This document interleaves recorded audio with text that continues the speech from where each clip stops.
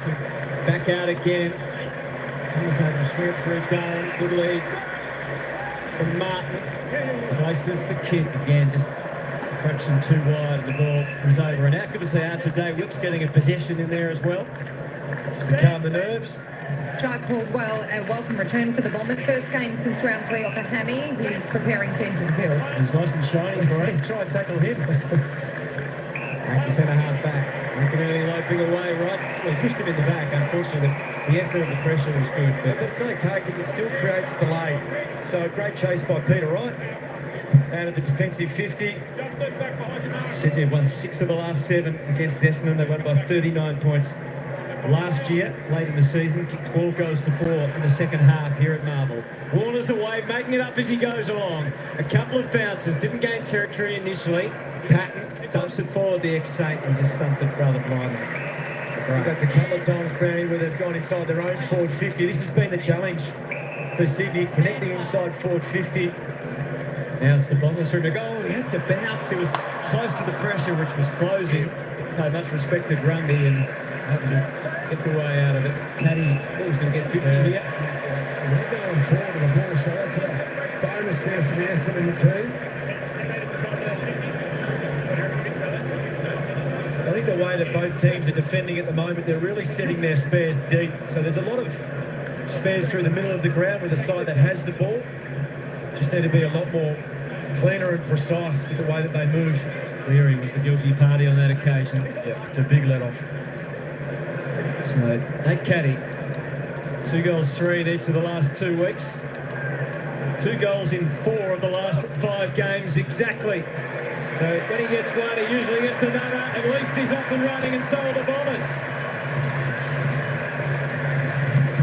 We are just starting to see signs now after all the promise in the pre-season.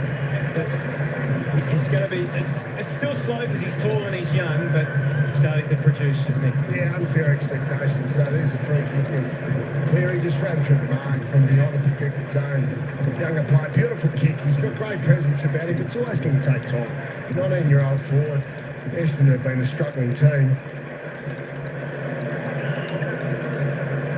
Really interesting in that matchup though. Nick Blakey, his opponent, certainly has been for the first 10 minutes of the game. I know Melican, of course, today, and Blakey's been started the year playing on the talls, didn't he, when McCartan went forward, but he's been back more playing on the smalls or the mids of late. So McCartan's on him now. So Wright's gone to the bench, I think, just getting ready for his turn in the ruck. So McCartan switches over on the caddy then. So there's obviously a batting order there, Hutto, for who McCartan takes when they're down there. Hamling, as we noticed, as playing forward again this week, as he did last week. Francis soccer forward by Heaney. And we're quickly onto that left boot, but again the interference run by Dursma, well played by their Bombers. Get it back on their terms. Lure the hands and takes off. Redmond's kick is aimed up along the wing, but doesn't reach Hobbs. Well done for Bice. Just have a look at this stoppage over the back. So Geordie called early, so Essendon putting a half forward up to the stoppage. That man is Nick Martin behind the ruckman. He's getting followed by Ben Patton everywhere. So Martin can end up high up the ground. Goldstein reaches over Grundy.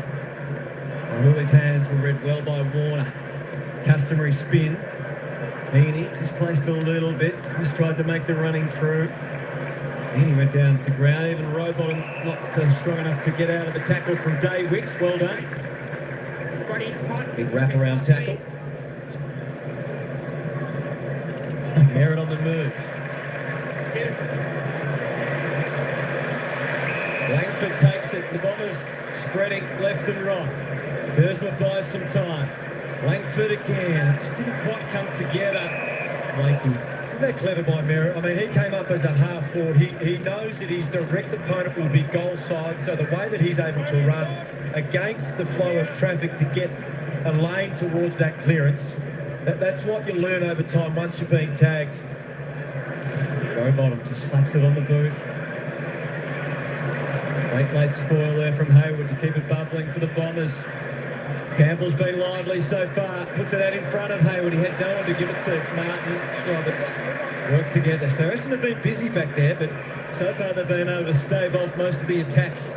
Now it's Reid that's used. Back to Martin again. He had 32 disposals and kicked 3 goals last time against the Swans, so they'll be well aware of his impact. And Blakey, speaking of impact. Yeah, good effort there on Langford, he was. Well set up too by Sydney, just to help lock that ball in the forward half. So the players that were close to the football, they pressured up, and their set up behind the ball was outstanding.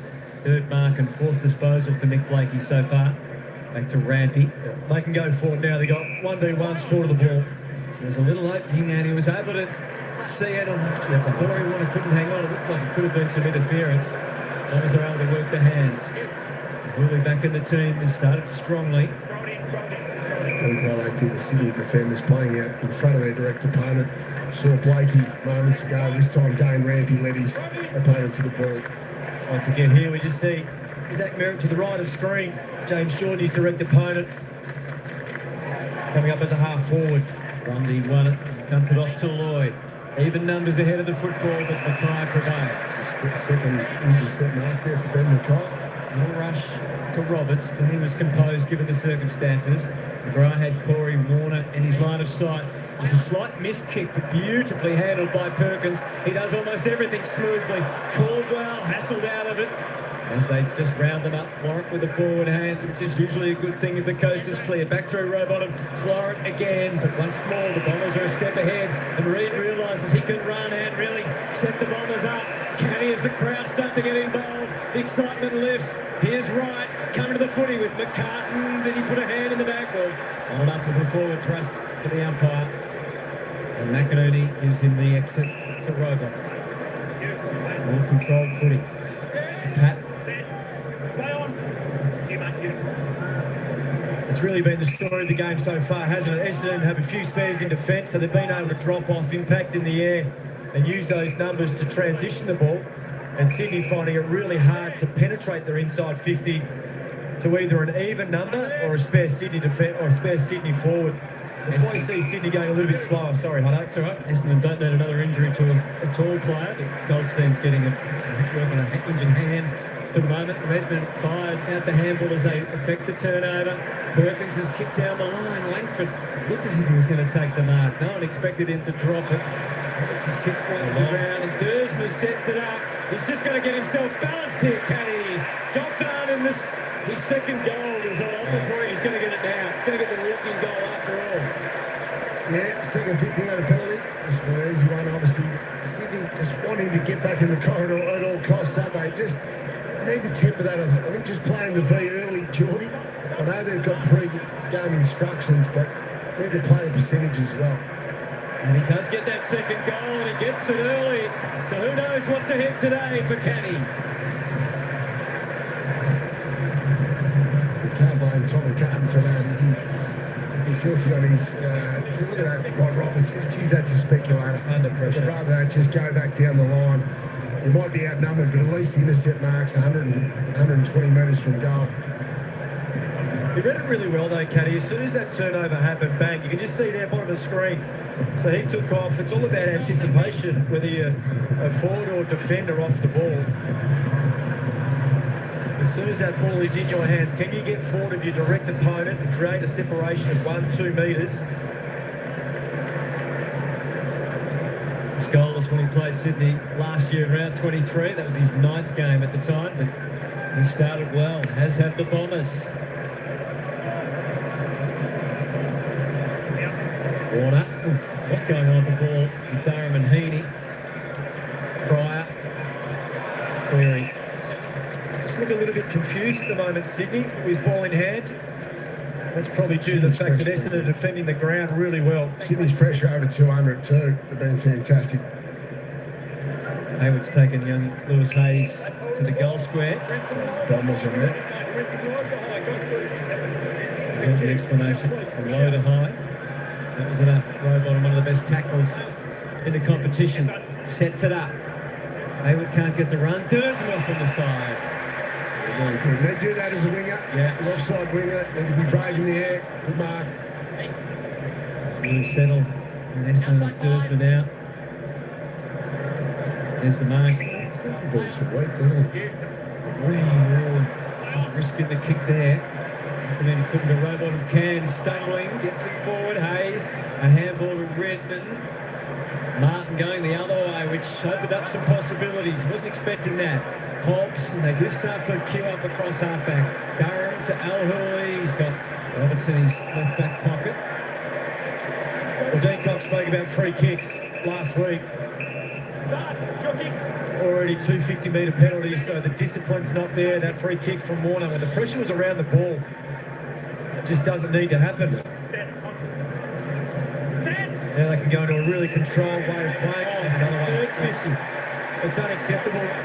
Chad Warner again, so he's just compounded his first mistake, pushed in the back, and then I reckon he's gone off the mark. The stand wheel. He'd be disappointed. Senior players need to be better than this, giving momentum early. Has the game ever started with 3 50-metre impacted goals? You just never know what you're going to get when you Never get know. on the Let's footy. check it. You never know. Let's check AI. This is a big moment for Sardo Hurley. His 4th game, first 3 as a sub. He's out there tonight. And a chance for an AFL goal. Bang!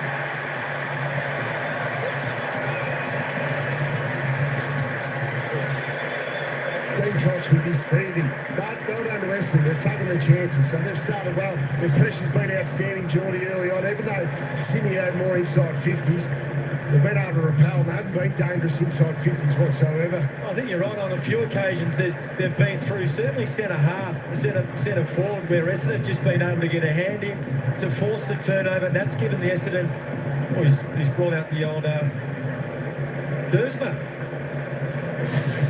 I thought that was trademarked. That's from his teammate. Schooling up the... Might be a different variation. The youngsters will look very similar, but you're right. I mean, Dean Cox in the box. You cannot prepare for 3 50-metre penalties equaling 3 goals. That's just ill-discipline. Yes, that makes a very grumpy coach, I would have thought. They get it out of the middle. Caldwell, inside 50. Pressure on McCartan for what to do with it. Makes it Blakey's issue. Sends it up high. Hayes just worked under the ball by Warner. Rowbottom in the flow now for Sydney. And this is going to clear Reid and Hayward. Next line is Hamling. Kicked his first AFL goal last week in his 97th game. Hayward trying to get set onto his right boot and a spearing ball to McLean. Yeah, running from, you're playing in the ruck at the moment. McLean just running that middle line. It's pretty much, it was either that or have a shot at goal. Great option in the end. It is where their options will be. Essendon defending really well, so really running hard defensively and covering goal sides. So if you're Sydney, your options will be turning away from goal, exactly like Will Hayward did there. He's been easily their most targeted player this year. Only narrowly leads their marks inside 50, but he's kicked 10 goals, 5 in 6 games. Pretty reliable shot for goal from this sort of range. And he pops it through, and the Swans have a goal.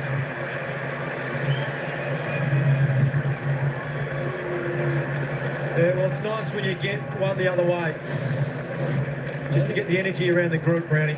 Absolutely, and I think they need to work hard in the ruck. When you're turning the ruck, they need to work Goldstein over. He's an older ruckman. He's got to do a big chunk of the rucking duties. Obviously, he'll be supported by Wright, but it's really important. McLean's in there to really help work Goldstein over. It's a brilliant kick. Really good kick. You're right, he had 2 options, either go for goal or square it up to Hayden McLean. So it feels like the Swans are still week by week deciding whether they're having 1 or 2 ruckmen, and when they have the one, Hayden McLean is the backup. He's going at a career high 1.67 goals per game so far this year. Yeah, he kept he's gone down the bench, he's having a spell now. I always talked that Adams may have come back in with Malikins out. Yep. They've decided to keep Joel Hamilton forward. He's deep in the goal square now. Towed forward by Merritt. Can't get it the second time. Martin comes skipping through. But he's pretty much glued under the pack. Patton in for his 4th game of the season. Played the first couple, the ex-Saint. He's close to Nick Martin at the stage. Martin prevails here. Blakey all on his own. So Francis has gone back there now. So he played on Caddy and freed Blakey up as the loose. Yeah, so that's interesting, isn't it? They made that move already. Yeah. Well, they might be worried about giving away all those 50-metre penalties, just until the coach can get to them at quarter time. Campbell. Hamlet, good body work, but just can't drag the mark down. McInerney to Lloyd, sweeping across half forward. Trying to imagine what he might be able to create here with the help from Hamling. Came to a stop, back to Hamling again. Not much of a ball inside 50 to try and just scrap that up. Roberts pumped the handball to Hobbs, and I think they both were aware how close they were to the boundary. It's interesting the Joel Hamling decision to stay forward. So they haven't kicked a goal in their whole career, about, 100-odd games. So kicks one and they keep him forward and they put Francis back. So and it's not like Essendon had really, I don't quite have a player of Sam Taylor's calibre, do they? No, well, obviously they've got Ben BK15 for that role, and he's had a good start to the game. But yeah, you're right. Hamling rucking. I don't think he's done a lot of that either. Played a premiership in his 25th game and then promptly left the Bulldogs, went to Fremantle. Things didn't work out there. Caddy versus Francis. Back to Caddy already. Dersma, and again, look at that. Not many players of his size can be that athletic and dynamic of halfback. Wicks denied Cack over the ball. Was able to keep moving. They lost initially, but the Swans were able to win it back. And the ball just flopping nicely across to Lloyd. It was a right decision, though, because you had to find a mark, because what we're seeing at the moment, Blakey being that deep spare. They left a gap in the middle. Rowbottom happy to fill it. McInerney. Swans threatening, but Essendon get the player back, and that was Pryor who read the cues well. Yeah, so that's what we're talking about. There's a lot of room through the middle of the ground, but what you need to contend with is the Essendon spares deep inside your own forward 50. Once again, a poor decision going in. 8 intercept marks for Essendon. It's a high number in the first quarter. They haven't always been able to get the ball out of there as quickly as they would like. Roberts and Francis. But the Swans a bit of their own intercepting. So to change that, you need to equalise forward of the ball. Once again, going into uneven numbers. Oh, once again, Francis goes long and it's littered with Essendon defenders. Oh, it's another 50. Wow. But that's what we're speaking about. So Dean Cox put it on the agenda at the start of the game. We want to go long, we want to go deep inside forward 50. There still has to be a sense about your game. Reed kicked before. He went before 50 and it went straight to Rowbottom. Trying to break the record of intercept marks. Yeah. Rowbottom's had a big first quarter. His 7th disposal coming up. It's like both offences don't want to get offside. He's normally an 18-19 disposal kind of player, but he's... Oh, another one. We might as well go to a schoolyard at lunchtime and watch a bit of kick-to-kick. Free kick's been paid to Hamling here. So this is where you need Sydney to stream forward and really equalise. So Mackay, Reed's on the mark, so he takes one of the key defenders out of the game. Too many numbers back there, Sydney. Hamling with a set-up kick. Clean comes out. Heaney to Campbell. Had time to try and work through all the angles, but missed it by a fair margin in the end. So 15 inside 50, Sydney for 1 goal.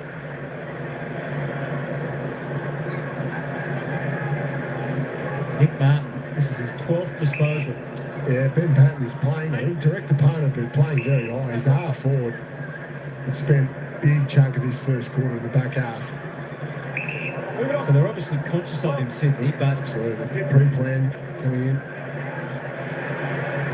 Rice has had the ups, got over the back of all. Does it feel like to you that Martin has done much damage so far? He certainly helped their flow, no question about that, but I guess the hard way to assess this first quarter is there's been 3 goals from 50-metre penalties at it. Exactly. So where does that put it at? We know he's a star player, makes good decisions, executes well. Early bomb to the way towards the outnumber. So there's a spare back there. Blake tends to be the spare now. So that's 9 each. Yeah. I think they would happy with that, though, being Blakey be the deep spare rather than be that really high spare that sits off the back of the stoppage. Austin reaching over. Heaney and Durham. Toe-to-toe. Probably 2 of the most admirable players in the competition, those 2 going at it. The kick to Flora. Intersection, out on the wing. Dersma did enough to slow, but ultimately Bice is able to come away. He realised there was a few more yards on offer. Mackay able to break away from Hamling and take yet another. I mean, Dean Cox will be frustrated. Absolutely, the way they've gone inside forward 50. Exactly. The kick was good. You can hear Essendon fans getting excited because Durham took the mark and he had a target. Now Hurley out on the wing. Waits a beat, then kicks to centre half forward. Langford Just all you needed. You just needed a forward to come back, and Langford was smart about that. He waited and just came back at the kick at the very last second. Francis had no chance. It was well weighted enough. Dean Cox in the box is going to be worth watching, isn't he, in this game? Good old-fashioned spray. We saw it from Rossi a couple of weeks ago, quarter time. He's been around a lot more than Cox he has, but every coach has got one or two a year. Been back a couple of weeks now, enough to just get into his flow. 4 goals in 3 games this year. Was injured in round 1 against the Hawks. He's been their go-to man over the last couple of years, but he'll be disappointed in that. Yeah, a lot more help now down there. The emergence from Nate Caddy, outstanding. Of course, been right back into form the last 3 weeks, back into the lineup. I think that really helps Langford. He's the third forward, which I think he can cause some real damage for opposition teams in that role. I mean, Peter Wright can get close to his best. Suddenly, they've got a bit of potency down there. Yeah. This is the most intercept marks in a quarter this year, 19. Francis, in search of the football in the air, comes away from Lloyd. Looked in there by Perkins. Bit of a waiting game to see where it was going to drop. And Blake makes another one.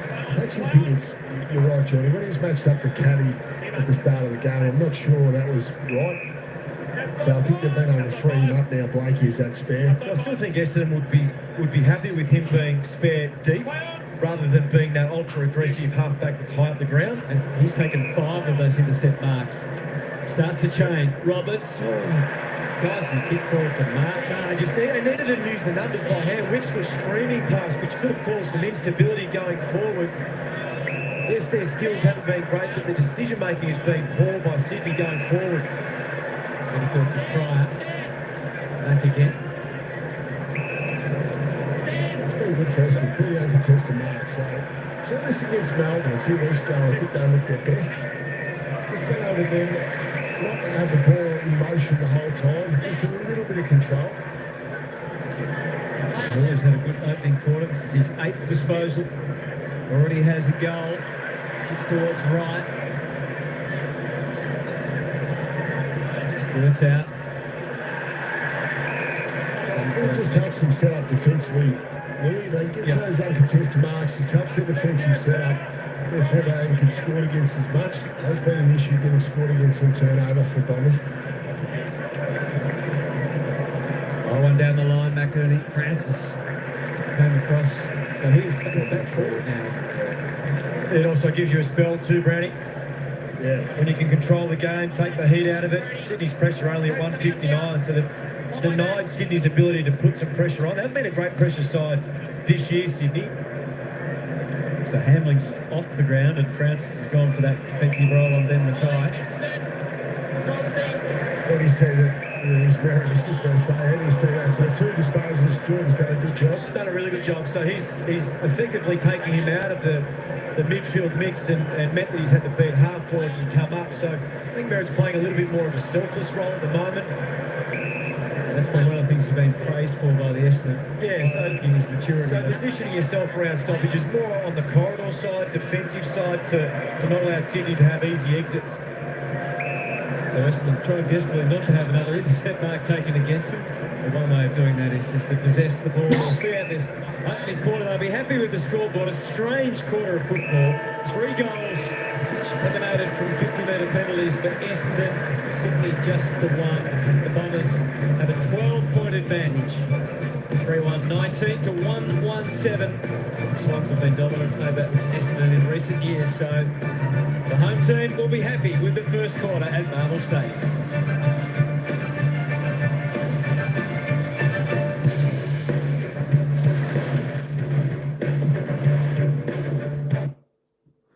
All right, folks, there we go. Quarter time here at Marvel Stadium. It's the Bombers 3-1-19, Sydney 1-1-7.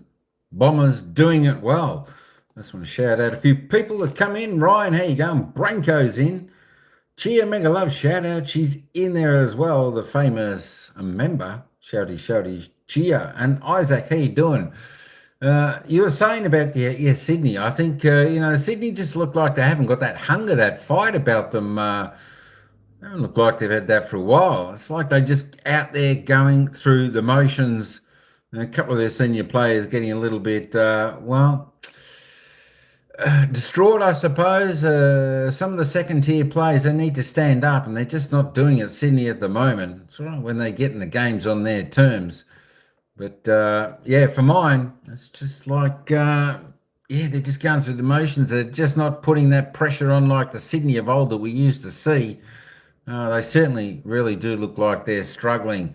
Even if we have a look on the ladder, of course, Sydney Swans down there in 14th position. Played, this is a 9th game. They played 8, 1, 3. No, they played 9. Hang on, let me turn that live ladder off. There we go. They played 8, 1, 3, lost 5. That is not the Sydney of old that we have come to know over the past decade or so. And of course, the Bombers, they're in 7th spot. A 12th spot. Don't forget, they've still got a game in hand. Played 7, 1, 4, lost 3. That is the ladder, but we turn the live ladder on. And Essendon will jump into the 8 if they can win today with that game in hand. So that's pretty good news for the Essendon fans. Just the ins and outs we didn't do prior to the game. Coming in for Essendon was Lewis Hayes, Archer Day Wicks, Jai Caldwell, Dylan Shield back in, and Sa'il Hawali is back into the lineup for the Bombers. Going out was Jordan Ridley, Jake Gresham, Jai Menzies, Elijah Tatsis, and Harrison Jones. I tell you what, they've made a few changes down there at Bomberland. New players, Lewis Hay, Archer Day Wicks, couple of newies, and of course the Milestones. That is their debut game, those two boys. Of course, for the Sydney Swans, Ben Patton coming in. Lewis Melican is out, and of course, one milestone game for the Sydney Swans. That is James Jordan. Congratulations, he's playing his 100th game.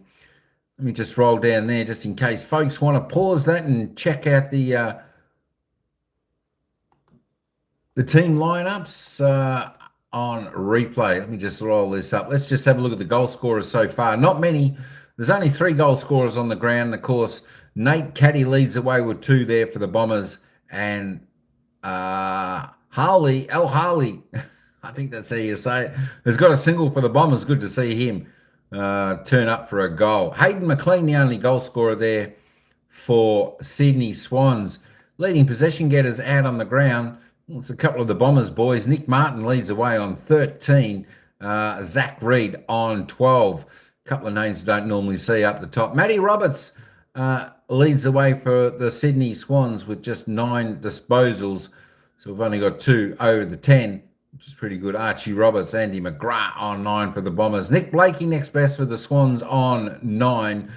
The Lizard, 9 kicks, 6 marks. So he's having to defend well down there for the Swannies. There we go. Nate Caddy, 7 touches. He's had the 5 kicks, 4 marks, 2 goals. So he's going all right also for the Bombers. Chad Warner, I tell you what, he needs to lift a little bit. He looks a little bit angry out there on the ground.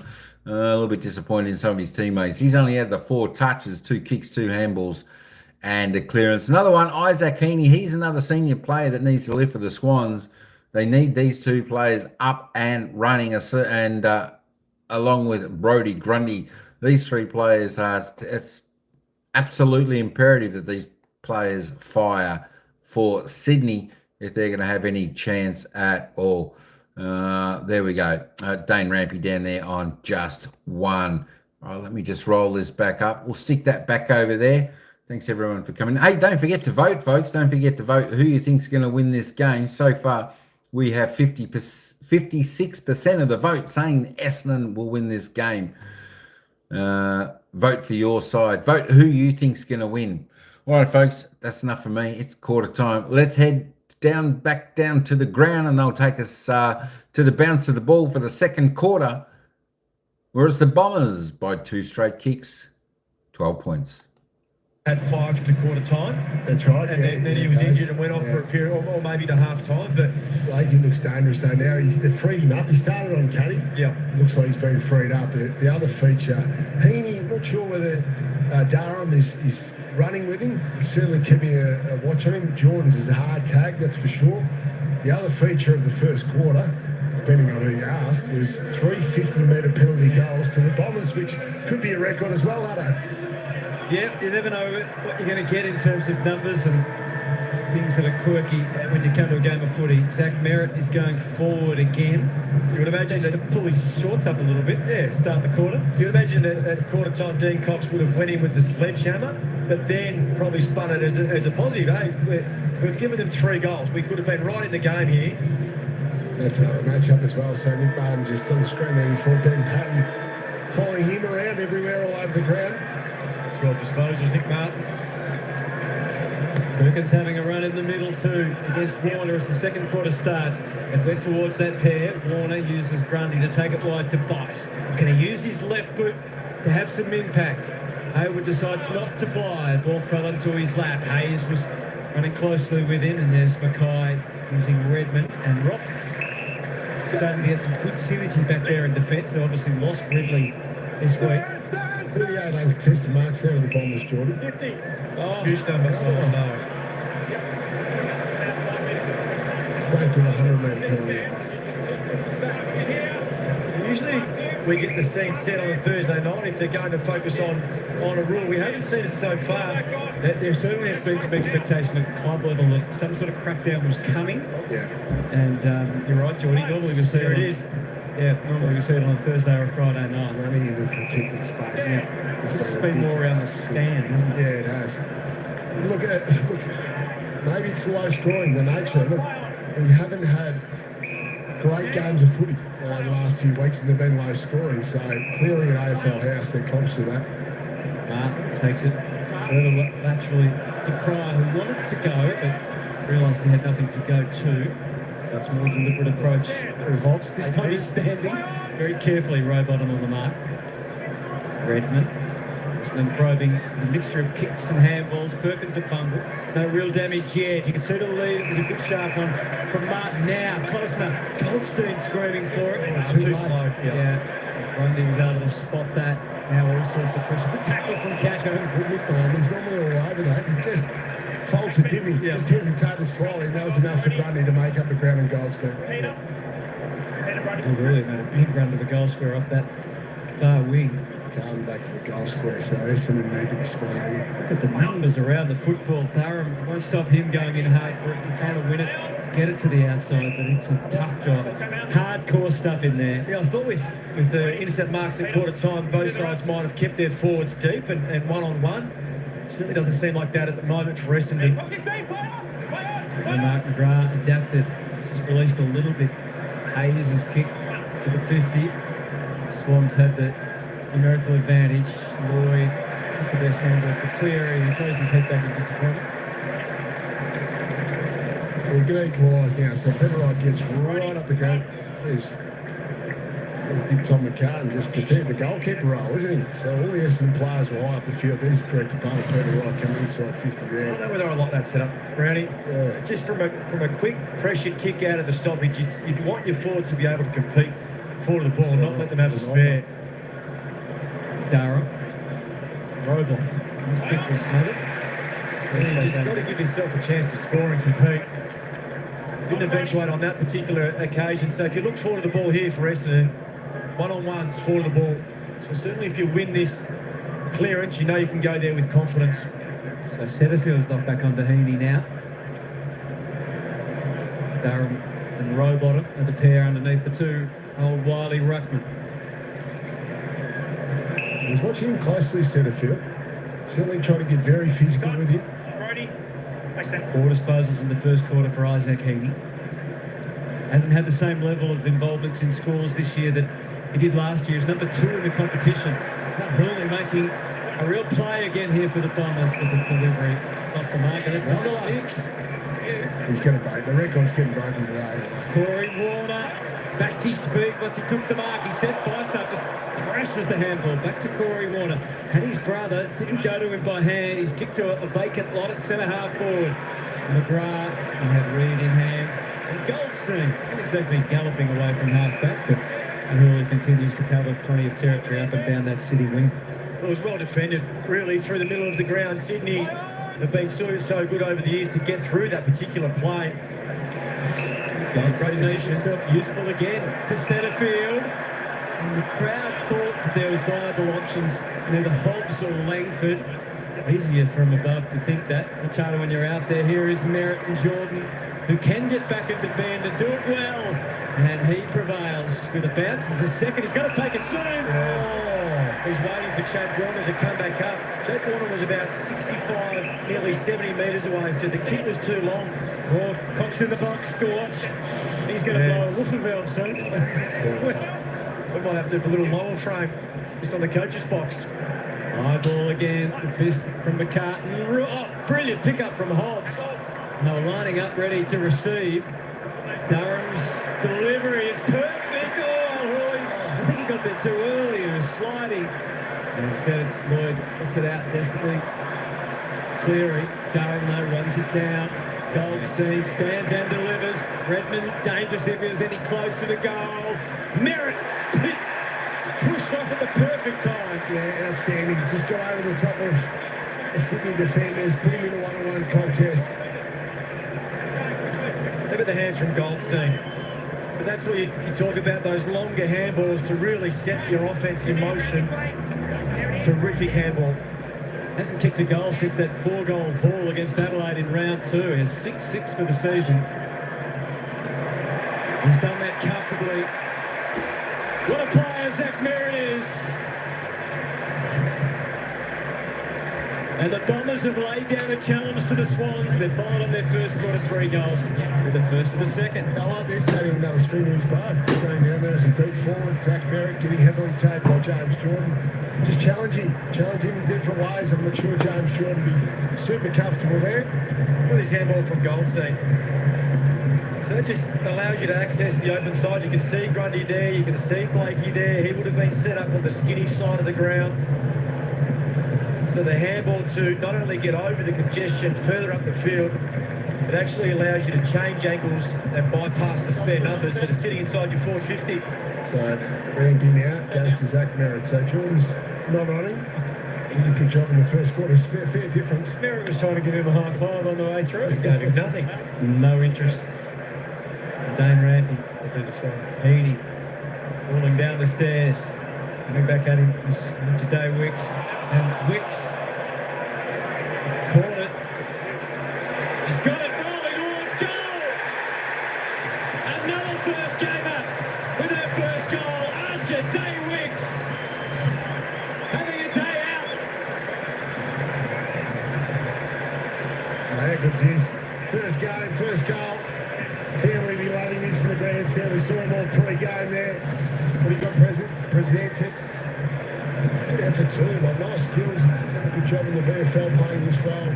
Good tackle there by Peter Wright. They just kept it forward under pressure. Just keep pushing the ball forward, put Sydney's defenders under pressure. Goalmouth opens up after Rampy gets sucked up. Good finish. Well, imagine you come to the game and just hoping your son gets a touch. Yeah. I mean, when he kicks the goal, it must be the greatest thrill as parents. You see there, His dad Howard was his dad Tim, sorry, was a country footy star.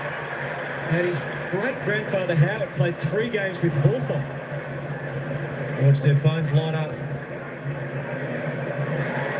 The old man would have been a good foot forward. Yeah. Good size, big boy. Saw him in the rooms pre-game. That made him a bit scary too. Toby Trevelyan. He's in tears, the big boy. Yeah. He said, Pubble, come up, Bendy, go away. Warren gets out and sends it out to the wing. Young Archer, during COVID, it just solidified that he wanted to be an AFL footballer, trained really hard when others were playing video games and reaping the rewards for all that work now. Kids can get drafted from anywhere these days if they're willing to put in the work. As good as that goal was, it was as concerning for Sydney to be able to step through 3 or 4 players inside your defensive 50 and have a shot at goal. Good by Sydney's pressure. Essendon's pressure's been good. 20 to 13 the tackle count. Ramping Reed. So you can say, you can look at it 2 ways. You can say, oh, Sydney haven't put on enough pressure defensively. But I think Essendon haven't allowed them, Geordie. Yeah. Been able to take 48 uncontested marks already, so Sydney haven't been able to apply that pressure.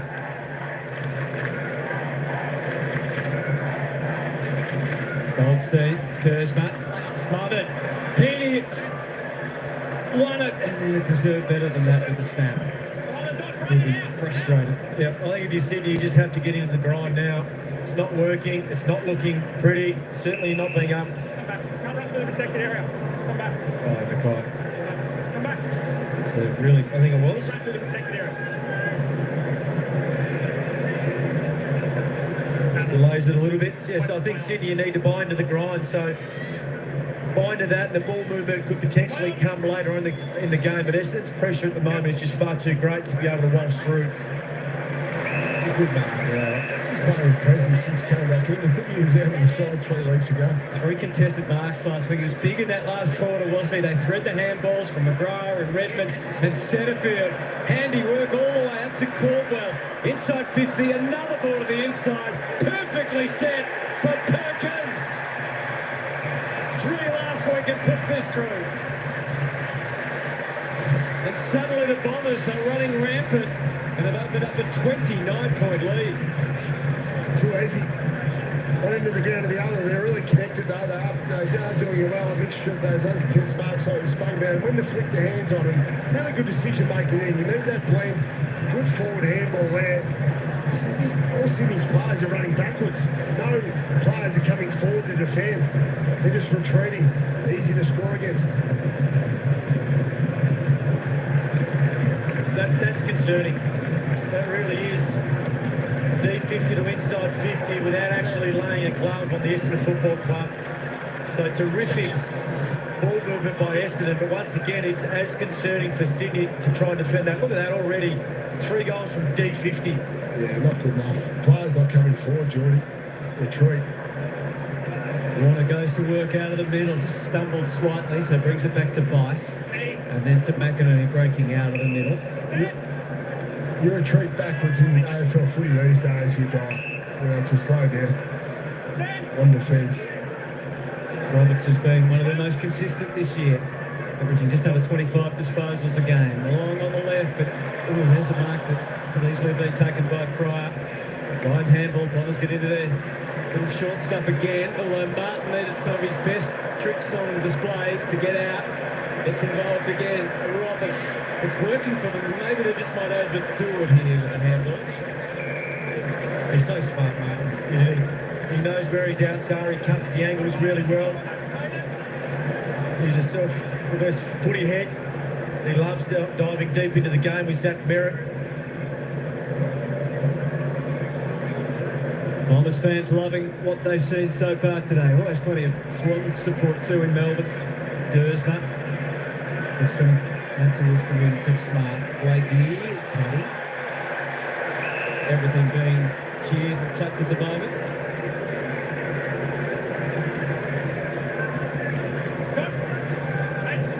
When the James Jordan looks lost now, so they've dropped that tag. He was playing on Merritt. Why wouldn't they just keep going with Merritt all the way? They're concerned about Jordan as a defender. Well, I just think he's jumping around too much, Zach Merritt. So right now you look at it, Essendon have got 4 forwards ahead of the ball, so Zach Merritt is a half forward. Coming up, Martin is a half forward. I mean, the ability for Zach Merritt to be able to do that and cause confusion, only a player with great experience. Holding Essendon advantage. Merritt is the man to take that advantage. Here, 2 coming out. Right, and Caddy. Caddy was first back to his feet, but the ball went to one. Flashing hands from Merritt. And he might have kicked another one.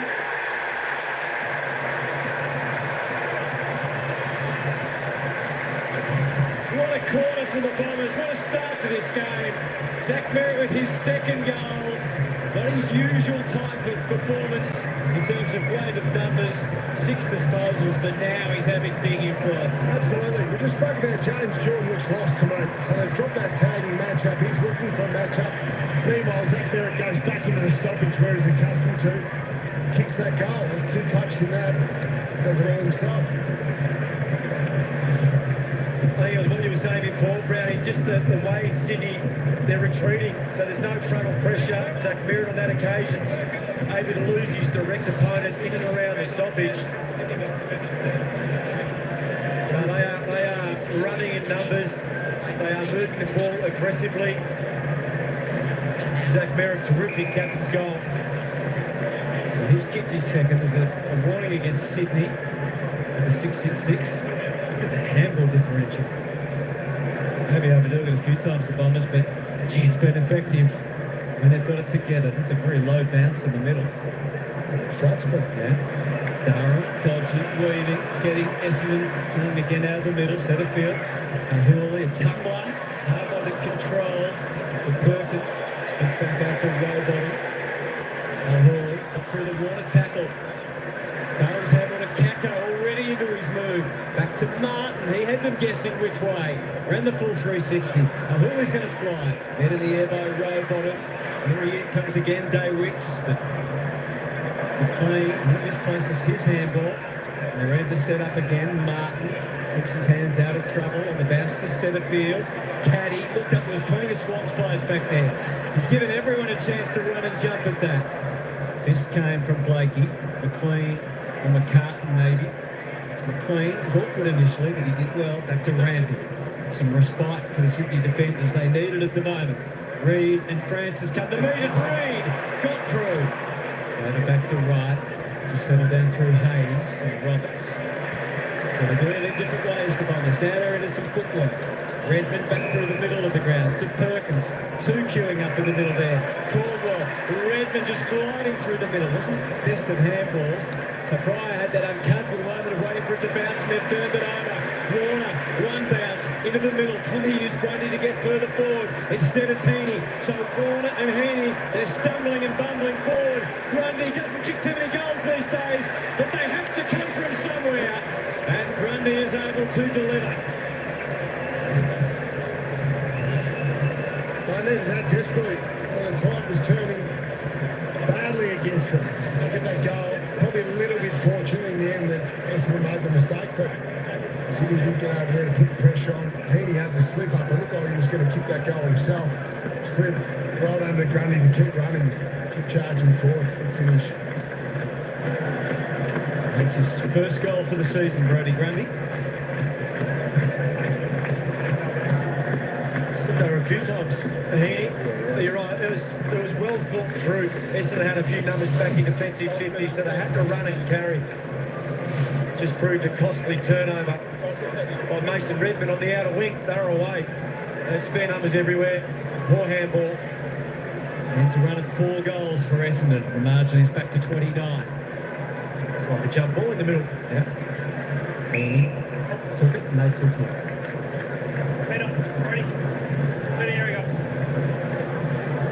Clear the area. The extra number comes up to the stoppage to make it more difficult here. The clean exit, so Grundy just jabs it forward. Cleary beats Redmond to the footy. Redmond's been influential. They can play for a bit longer. Warner up and under number. Francis or McLean in the middle of the pack. Francis stayed down the ex-bomber. Nice little twirl, but Hobbs was there, batted it away. McLean looking for a free kick. He can get it. Reid through Hayes. Pryor. Now McGrath. Was searching for Day Wicks. It was a good contest by McLean, though. He was out of position. He just needed to bring that ball to ground. The strength of Essendon so far this game is their ability to mark inside their own defensive 50. Sydney's only 2 goal kickers have been McLean and Grundy, the ruckman. And they certainly need more contributors. Warner starting to threaten. Find his brother at pretty much anywhere, and Francis is on the move inside 50. Corey's going to play it to Roberts, who's a long left footer, but he'll be looking for a target at this stage. Heaney is deep as well. So is Hayward. And Grundy's pushed down as well. Davis the pop on Heaney's got no real access, but Francis juggles it. It was a good mark in the end. He was 3 deep, Francis. I thought his movement inside the 450 was good. He caught it early, he presented, and then just reset. Comes from 3 deep here. He's been a bit of a surprise packet this year, hasn't he? Yeah. Francis, it felt like his opportunities at AFL footy might have dried up, but had a big pre-season, came in, and was able to hit the scoreboard in a quick period of time. 4 goals, 3 for the season. Started back, it's gone forward, the ex-Bomber, and he'll be disappointed in that. He bunted that. When the kick through, he'd be disappointed with that kicking technique. And does the good work of the contested mark. McGrath, he just takes off. He does. Darting and challenging the defenders, and he keeps on going. You can see there was room to run and bounce. Kicks to half forward, kicks it deep. Caddy versus Rampy, very different sizes and different levels of experience. And then Rampy to Florent and now to Cam. Back through the middle. Heaney screaming for it. Not obliged. He too has some overtures ahead. Francis was one deep. Vision though to Rowbottom, who's drifted to the front half.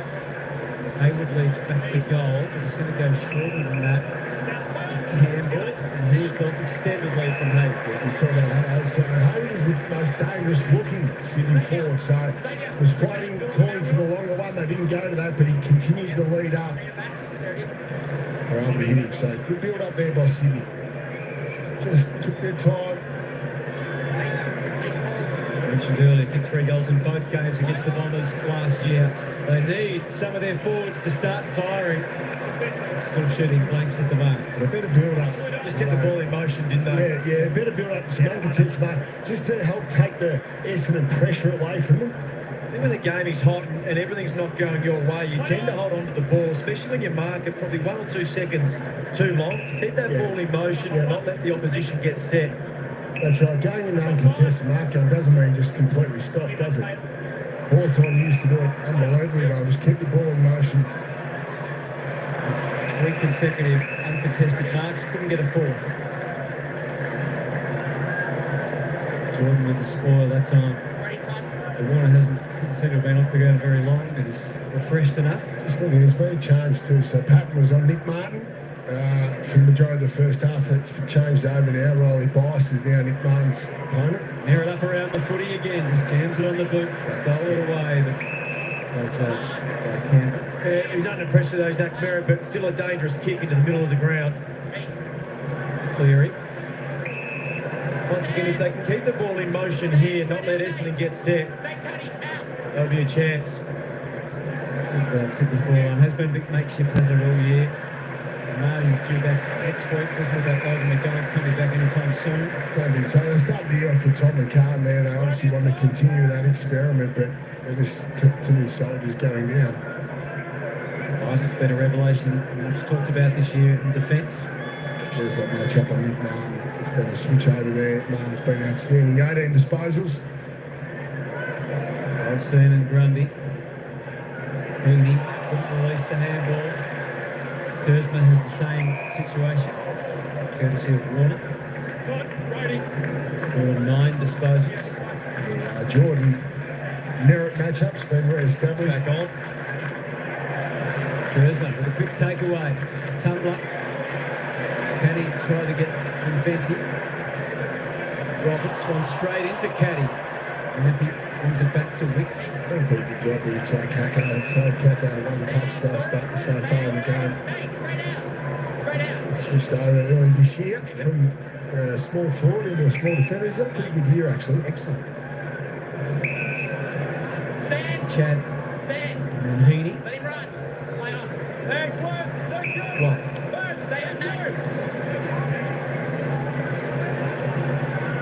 Because of winning for most of this season, playing Florent. Good year for Pat. And now they do get some flow. Wicks darts it in quickly. Goldstein wore it well. Yeah, it's a right handball though. Great run by Wicks. They still want to go quick out of their back half. Martin. So it feels like now as a contest, it's slowed down, hasn't it? It's evened up. Yes. Sydney have been able to do them with Essendon. McGrath on the way out. Floating ball. Back in Florent gets the go-ahead. Back to Warner. Swings at the centre half forward. On the bounce, Francis was going to slow his disposal down, allow Martin to claim him. And the nearest umpire didn't pay it, but the outer zone one did. Yeah, I think if you speak about the two sides and you look at the score and where the game is set at the moment, Essendon will be more conservative right now with ball in hand, whereas Sydney, when they get the chance, a little bit more aggressive, trying to bring the ball back into the corridor. Sets McGrath. He has given them a lot of run and charge out of defence. Overlap, getting it in deep, trying to get up the mark inside 50. Merritt went to ground. Campbell first on it to Wicks. And he paced away from Merritt. He was impacted. It's there to be won. Caddy, Langford, Kako. Shut down brilliantly by Cleary, but he turns the tables. And while the first free kick wasn't paid, the second was. And that's what Caden Cleary's saying. Yeah, Sydney's pressure's been outstanding. Sorry, Essendon's pressure's been outstanding. Plus 10 tackles. Well, you just have to follow. I mean, when you see Zach Merritt chase and pressure like he did before, you can't help but to want to join in. To be honest, there is very little difference between those two. Like you heard the umpire's explanation. He attempted the kick and Cleary didn't, but it's a close call. Swans evening up the contest, but on the scoreboard is where it matters. And Kako has driven another one into the heart. His first.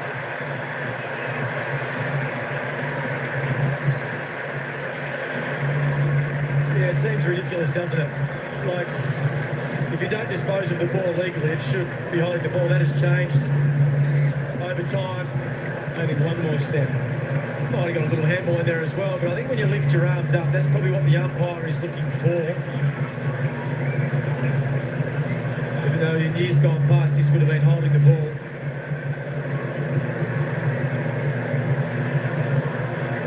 Just lifted his arms up there. A great forward pressure. Started with Zach Merritt. Kako didn't put his head down after getting tackled. Bounced back up. What a half of football by the Bombers. 8 goals, 1. Look at that. 4.5 tackles. They give you lots of opportunities when you can create them like that. Look out the middle to centre field. Still 3 minutes, still time to do more damage if they can. Oh, Roberts.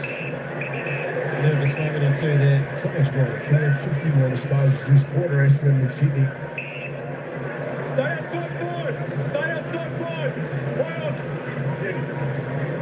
Right, his 20th disposal. He's got Pat. Oh, yeah, too, when he landed the ball. Spinning himself there, Big Peter, right? Right, McGrath, 20, Martin, 20, yeah. So he's up now. The big fella. Season interrupted, of course, last year with that suspension against the Swans.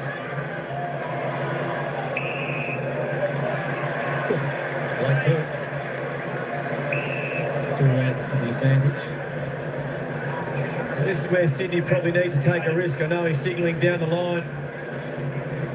We need to get the big boys up to compete. Let's go down the line. Hammering is there. Clean, but so is Ben McKay. Yeah, it was really going to be the only option, so maybe Brodie Grundy's happy just to take the 50 metres. Thank you. I'd like to see him get a little bit more adventurous with his taps, Brodie. Get his mids on the move. Warner, Rowbottom's in there. See if Goldstein can go all day in the ruck against it. Boyd claimed immediately by Hobbs, and that is holding the ball. Yeah, I don't mind that call. You have a chance to give it. First give to Warner coming past, missed the opportunity. Could quite possibly be 50 too.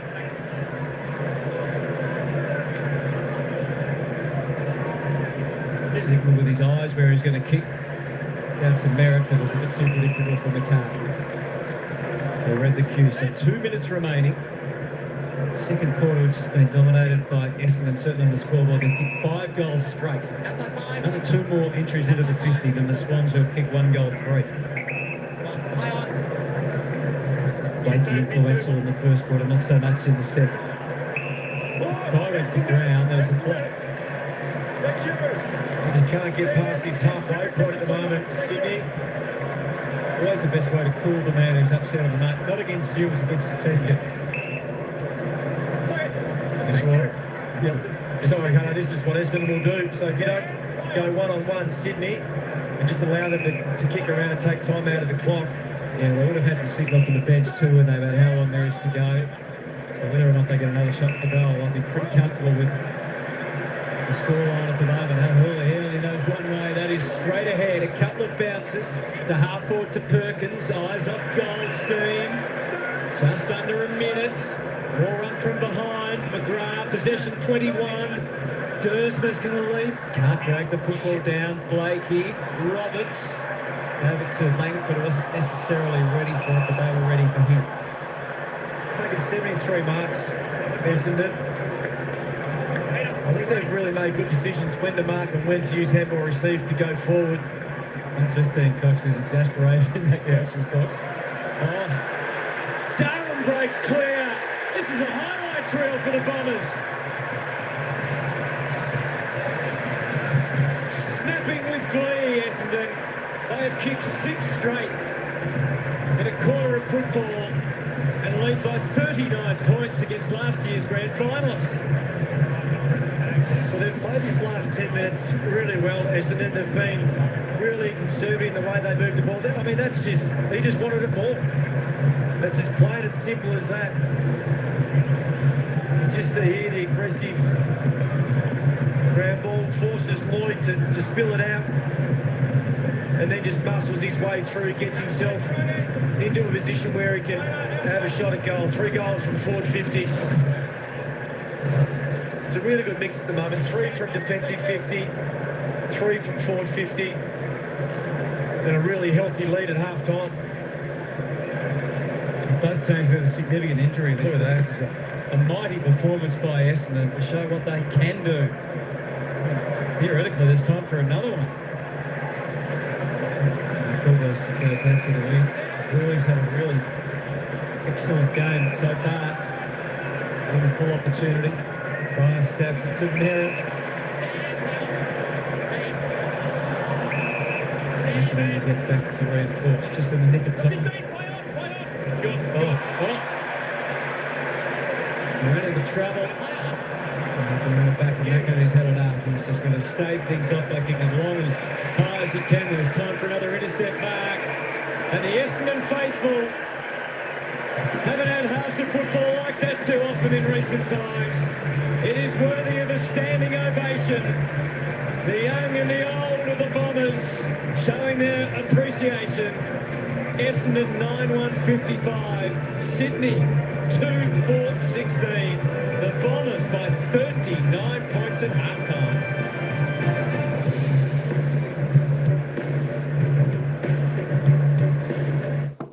Come on. Well, there we go, folks. We didn't expect this. It's the Bombers. Looking how straight they're kicking. 9 goals. 9-1-55. Swans 2-4-16. The Bombers have come out to play. They look on song today. There we go. I'm even giving you a little bit of a rhyme. 6 goals straight, the Bombers in that second term. That's what we love to see. Straight kicking. Other teams can learn from the Bombers. 6 straight goals. The Swans, 1 goal, 3. There's the difference. Take your chances. You extend the margin. Don't take your chances. You're going to falter. That's what the Swans are doing in this one. There we go, folks. Hey, if you're in the chat, Eddie G, shouty. Noah Jackson, welcome back in. AFLL6, g'day. Hey, folks, while you're there, I'd love if you could all head over to the link I just stuck in the live chat there for Game Board. If you could all please head over to her channel. Please give her a subscribe. She's one of my great friends here. Also does a bit of a sports channel, does a bit of basketball, does a bit of AFL and all that type of stuff. If you love that, please head on over to Game Board there. I did drop the link in the chat.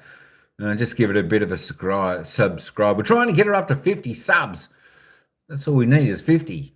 So do us a favour. If you like the footy, if you like what we're putting on, just head over there and give her a sub. It costs nothing. It's free, and you're going to help. You're going to help a great friend of mine out. I really appreciate that.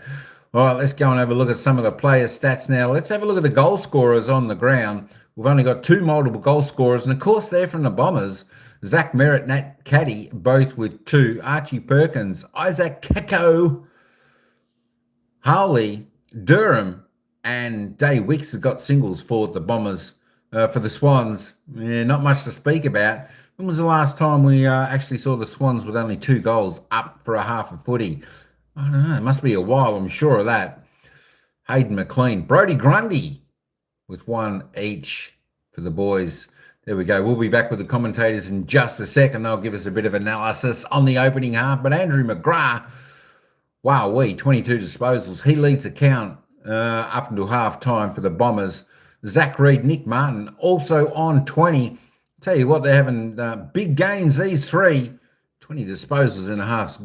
That's fantastic effort.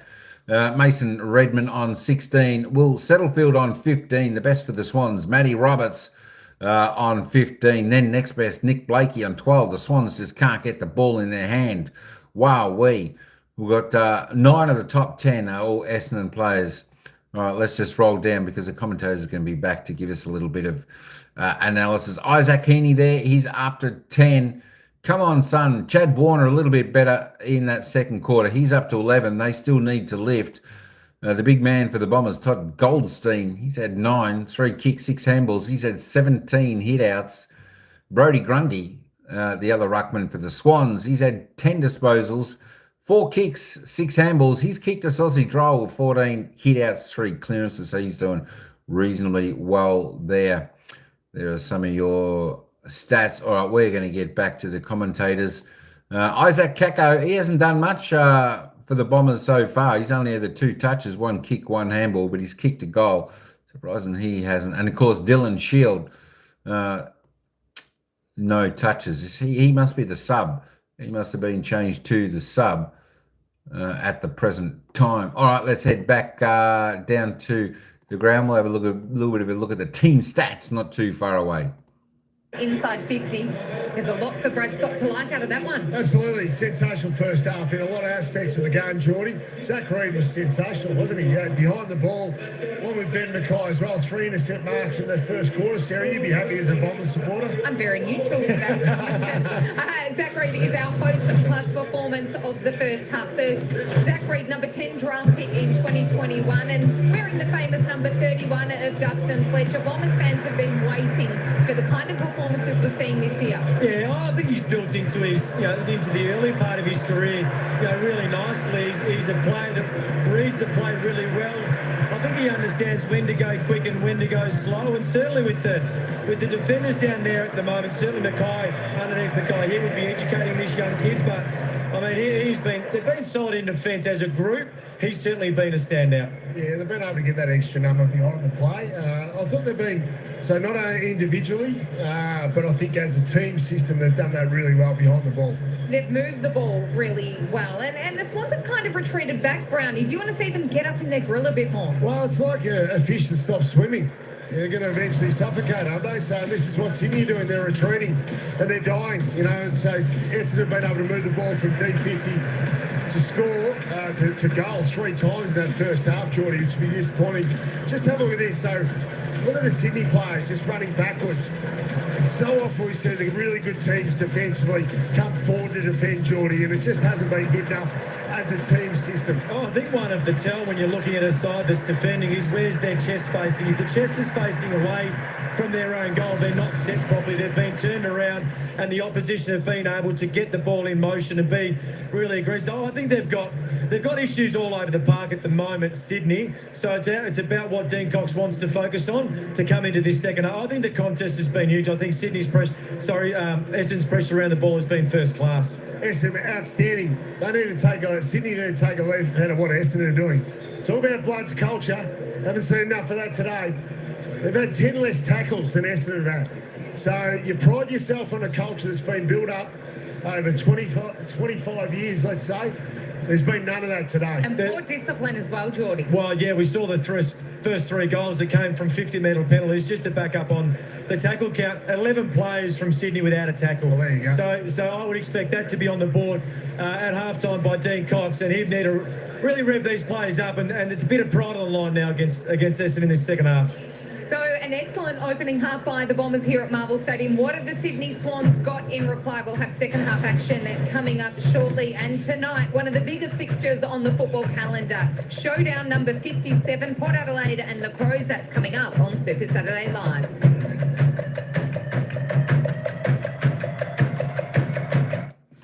All right. There we go. They'll be back in just a moment. We can pop on back and just have a look at the team stats at the moment. Have a look at the Bombers. Yeah, 79 plus 79. The Bombers doing it well, controlling. They'll be controlling pretty much every aspect of this game, as we'll see as we roll down the stats. In the kicks, plus 22. The handballs, they're loving the handballs. The Bombers that link up through the center. Wowee, that's 59 plus in the handballs. Inside 50s. Well, Sydney Swans are getting their chance. Sydney Swans are getting their chance, folks. It's 27-26. Bombers 27. Swans, that could just lift a little bit, but tell you what, they need to lift their effort when going inside forward 50, because they're getting the same opportunities there, folks. You just got to take your opportunities. Sydney, come on, lift. Free kicks, 11-4. The home team getting the kicks here. There were a couple of silly 50-metre penalties that resulted in goals for the Bombers, though. Sydney just lacking a little bit of discipline. Then even by the Chad, he gave away one. You got to lift a bit there. The Bombers leading the hit-outs as well. They're +8 there. The clearances +5. Centre clearances pretty well tied up, 5-4. Stoppage clearances, Bombers by 4 as well. So Sydney not doing too bad in the clearances. It's just the rest of the game. Contested possession, 62-66, pretty similar. Bombers just controlling. 184 uncontested to 102. 84 plus 84, nearly double Sydney's. That's got to change. Sydney need to have the ball in hand a little bit longer. The marks 77, 57. The Bombers only take 89 on a season average. They're just about that at half time. Marks inside 50. Both teams are 3 apiece there. Contested marks, both 5 apiece there. We have a look at the tackles, though. This is what we're talking about. The pressure from Sydney. The pressure from Sydney is just about non-existent. 18 tackles to a half.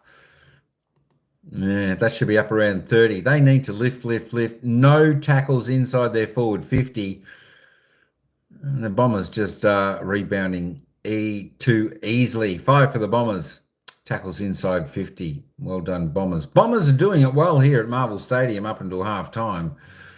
And we're going to see if Sydney got any fight. Dean Cox, the coach of Sydney, he didn't look too pleased in the coach's box when the cameras went on him. He's a little bit wondering what's going on here. Things just aren't happening. Players aren't lifting. What are they waiting for? Holy Toledo.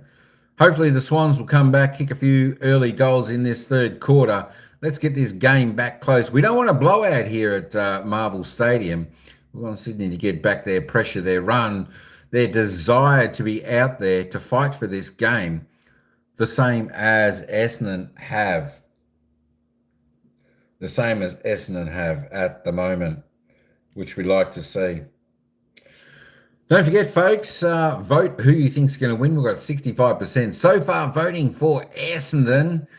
And also, don't forget, folks, please head to the pin.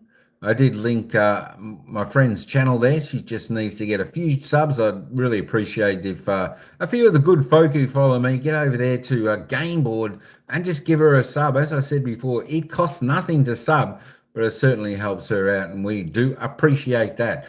All right, let's head back to the commentators while they have a little bit of a chit-chat on the opening half. I chatted to Eddie Betts today at the ground. He's so excited about tonight. It builds up from Monday all the way through to Super Saturday night. And last year, I mean, it was spiteful. Everyone was kung fu fighting by the Oh, Jay, very good. It'd be interesting. How does the start of that song go? Don't do it, Tessie. Let's review what's happened so far on Super Saturday Live. We begin at the MCG. Jack's just come from the G, and what a win for the Hawks. This was actually a 1-point game at three-quarter time, but a 6-goal-to-1 final term saw the Hawks secure a 35-point victory. They moved to 7 and 2, equal on points with Collingwood at the top of the ladder. What impressed you most here, Jack? Oh, look, for the first three quarters, it was Melbourne. It was all Melbourne, really. In the second quarter, they had 18 inside 50s and kicked 2 goals, 7. But the last quarter from Hawthorn, they finally were able to crack their code here. This was one of the only few highlights in the last quarter from Cozzy Pickett, who kicked an amazing goal and gave a little heartbeat. But from here, David King, it was all Hawthorn in this last quarter. Yeah, it was. I mean, good sides win in bursts. They're able to put it all together for a short space of time and gap them on the scoreboard. So it's one thing to be dominant around the ground with contested ball and those sorts of things, but you've got to get it on the scoreboard. That arranged a good spread of targets in the forward 50. It wasn't just one man, although Gunston did have another day out in that last 30. This guy here is fast becoming one of the power forwards. He's 20. Of our competition. He's been unbelievable. 12 disposals in the last quarter, 5 scoring involvements. He was everywhere. They've got the knockout punch, the Hawks, no doubt about it. And Josh Weddle, he's a big part of that. But the storyline here, the talking point, has to be Clayton Oliver again, doesn't it? I mean, we've been talking all week about his midfield time and role, and then he's unleashed as the tagger. And he keeps John Newcomb, to his credit, Clayton Oliver, to an equal season low 19 possessions. Simon Goodwin said he was outstanding. Not only that, he walked into his office and said, I want the job. I'm a team player. So that's interesting. But from a list management perspective, can you have a $1.2 million tagger?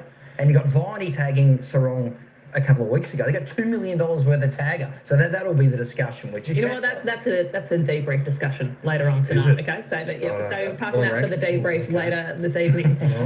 But we need to talk about one of the umpiring misses in this game, Joe Clark. Well, I think we might have seen the umpiring error of the season. Now, Kenny, I know He's not allowed to talk about it. I'll do it. Look, that is the question for fans at the moment. The question? That's a free kick every day of the week. If you've got 4 umpires, how do you miss that?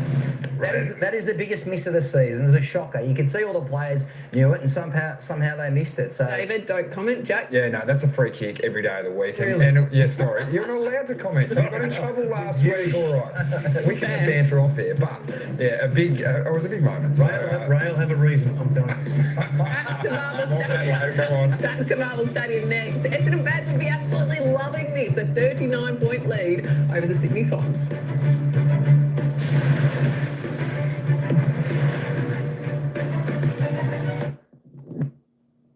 All right, folks, we'll be back in just a moment with the bounce of the ball for the third quarter.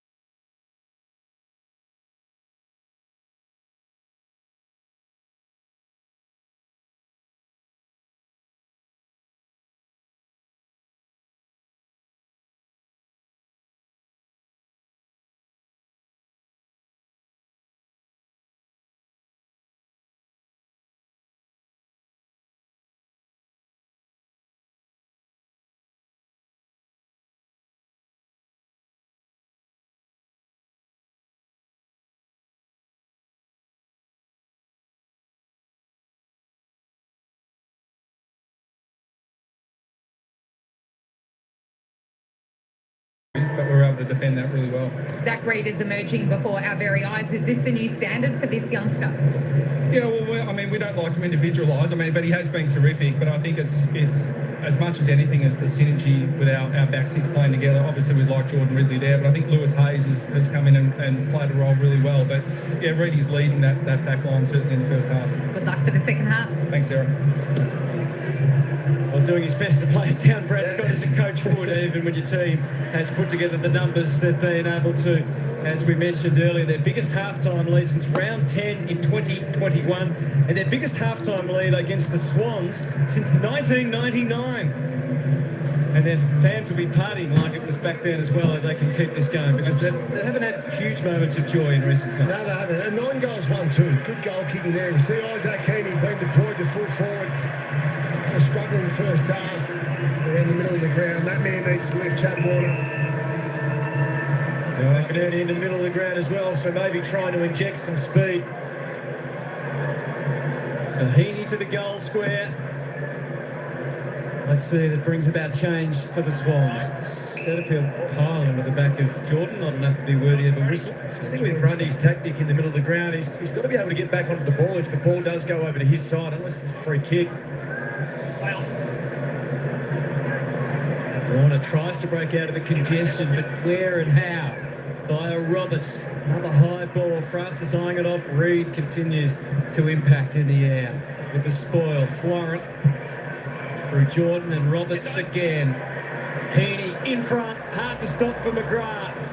He was able to do it. Hayes, they got rid of him very quickly. Calls for holding the ball, but He had a good first half, McGrath. Plenty of run and carry. Defensive efforts have been really good, so we heard Brad Scott talk about the collective. Ball bounces Essendon's way.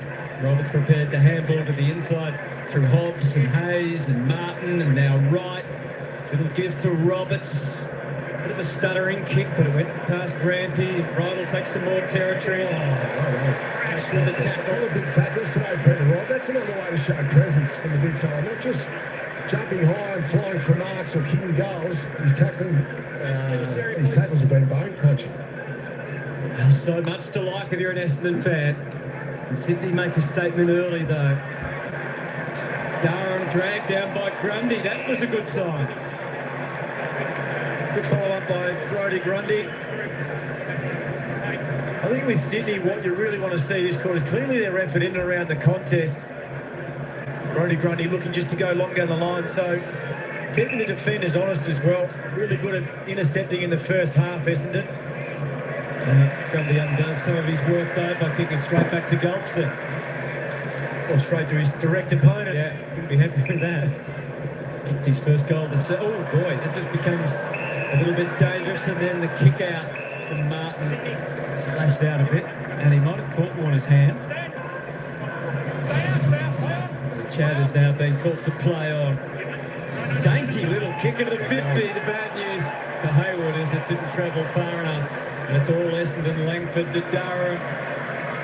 This brushes off a couple of tackles, and there's no advantage there. Well, he's lucky because Sydney were able to turn that over. Oh, Hayward looks in some strife there with his shoulder.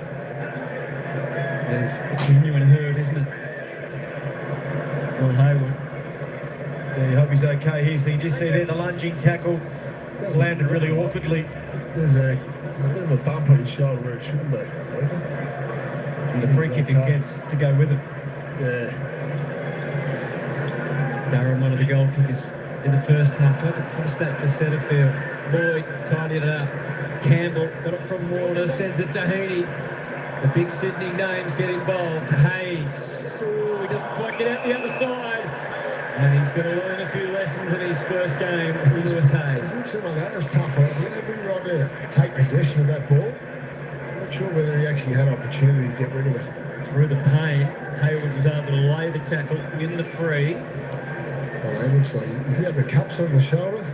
It's really courageous, you're right, to put himself back into the contest and situation and get a free kick for holding the ball.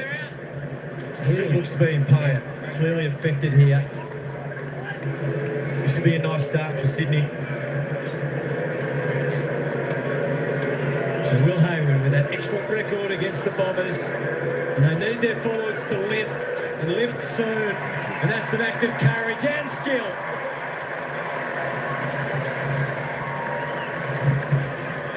Only one arm to guide it and to celebrate with. Absolutely, yes, that's right. Fantastic, inspirational effort. So great, he comes in there to apply the pressure, chase down tackle, doesn't get there, but so he's definitely hurt that right shoulder of his now. He's been able to quickly get the mark, get the tackle, go back and kick a beautiful goal. Well, he's not coming off, so...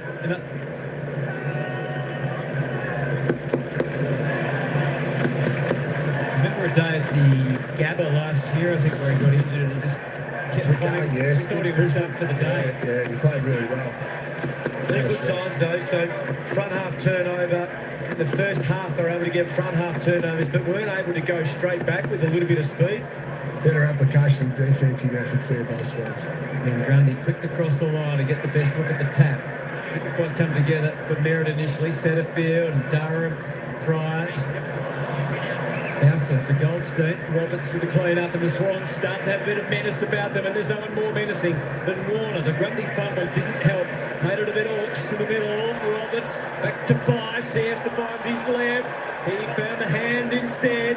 So Essendon keep the intensity. And a little error made in tight. Right to Caldwell, to Merritt. Looking to get out the back. Now they can go forward. Langford high to Goldstein. He's pushed forward. Off the hands. Kako. Right place, right time. Back out to Redmond. Doesn't need any invitation. It's close. It's there.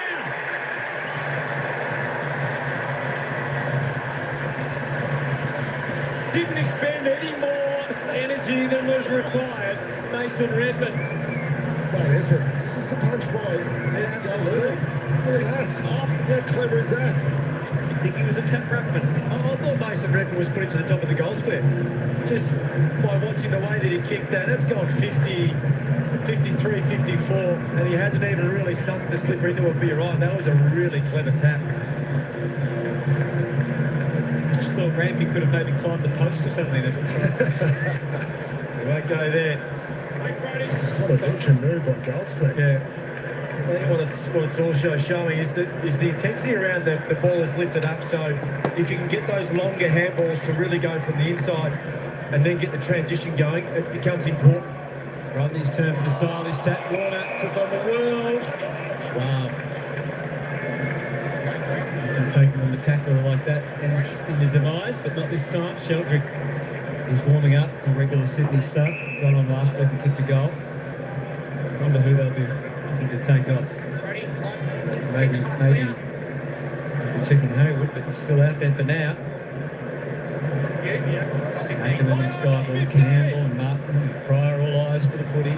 Bobbles throw bottom's way, so they're pressing towards Heaney again, but it never arrives because Reed with a stellar mark. It's courageous there.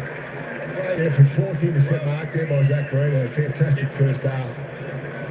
Wonderful story of resilience, although Durs was upended and the footy comes to Heaney, which spells danger. Off the left, Campbell. Super vision from Heaney. It's one thing to see it. That's another thing to be able to put it exactly where you design. And it's another thing to be confident on your opposite foot. Yep. So he's looked lively forward of the ball, Heaney. They've got a genuine target that they can go to with confidence. Forward half pressure, forward half turnover. Just palms it with his left hand. 6 goals, 7 in his 8 games this year, Braden Campbell. Big season. And a pick 5 from 2020. Should slot this one, he does. So Sydney already have kicked as many goals as they did in the first half in 7 minutes. It's from a couple of turnovers, Brownie, in their forward half, which they weren't able to get in the first half. Just want to laud this for a second. That is a lot more difficult than it looks. Like, that's a vulnerable, dangerous position to get yourself in. Showed enormous courage. Yeah, and you've got to have trust in your teammates, don't you? So McGrath and Heaney were coming the other way. So you'd imagine there's some talk, but look at that kick in the middle of 4 Essendon defenders.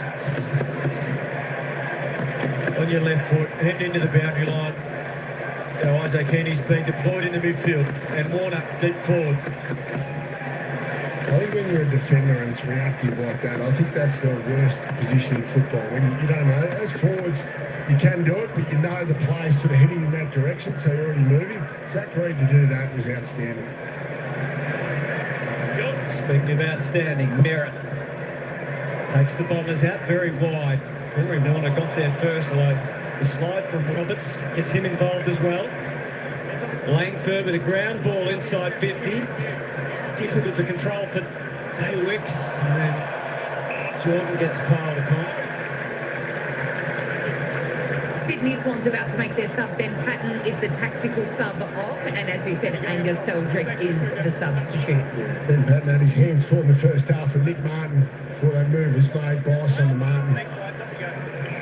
Just wasn't able to. He just didn't play a traditional half forward role, did he, Nick Martin? He was up the ground. He was that extra midfielder. Well, the Swans need to change something. They have made a few moves at the half.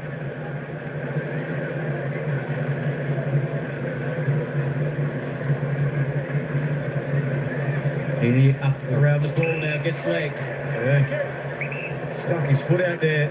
Look, Settlefield. He's very careful. Anything more than a free in that, George? Well, we're getting a look at it now. Yeah. Be a fine. Certainly don't want to see it. Grundy in front. Mackay looked up and had McLean showing right in front of him. We went through a period there where players were getting suspended for that. We did? Yeah. Before the fines came in. He didn't ever get done for that, did he? No. He was one strong. Oh, the horse's kick, my grandfather used to say. McLean goes to the numbers, goes to Warner, Roboty skating by. Warner finds him on the outside. Back to Haywood, who looks better now. Corey Warner squeezed out the kick. Who's going to take a mark? Likely to be Lloyd, Langford, Roberts. And handling closing quickly. Found the solution.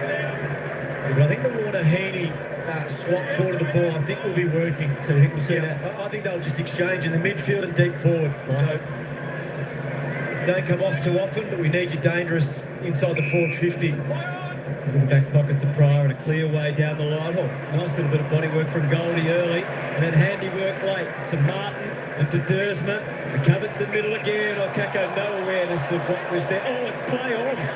I said he got the handball away, so he had a good view of it. And now Wright can win it back. Barrow away too. Gives it a thump. It's going to shape for Caddy. Magnificent courage going back by Florent, but Caddy was not to be disturbed or denied. And it wasn't a great kick either. He had to come back inboard. Yeah. But he just presented his movement forward of the ball, really drew Peter Wright to him, and then the kick came off the instep. You can just see there coming back into the ball. You're right, Ollie Florent. One for Tom McCartan, didn't it? Really brave. A good celebration, I think, he kicks this. For a career equaling 3 goals, Nate Caddy, not with a kick like that. Here he's kicking them pre-game, Nate Caddy.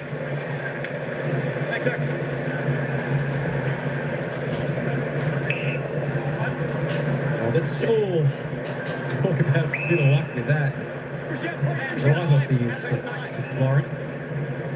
And to Bice, he had Corey Warner on offer. That base is now closed. Margin still sits at 33. Sheldrick straight in and first position. Well, you had to give that. He didn't to Bice. Redmond was maybe just scaring him enough. To Blakey instead.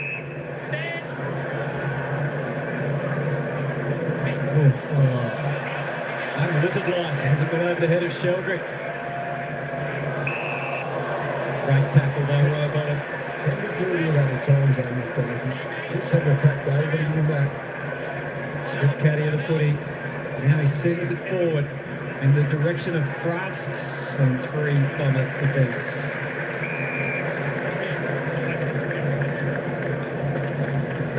Seven seasons at Essendon, Aaron Francis, and he's 3rd now at the Swans. This is where you watch Warner. As we said, he's been stationed inside the forward 50. Need to get on the move. You can see them blocking for each other.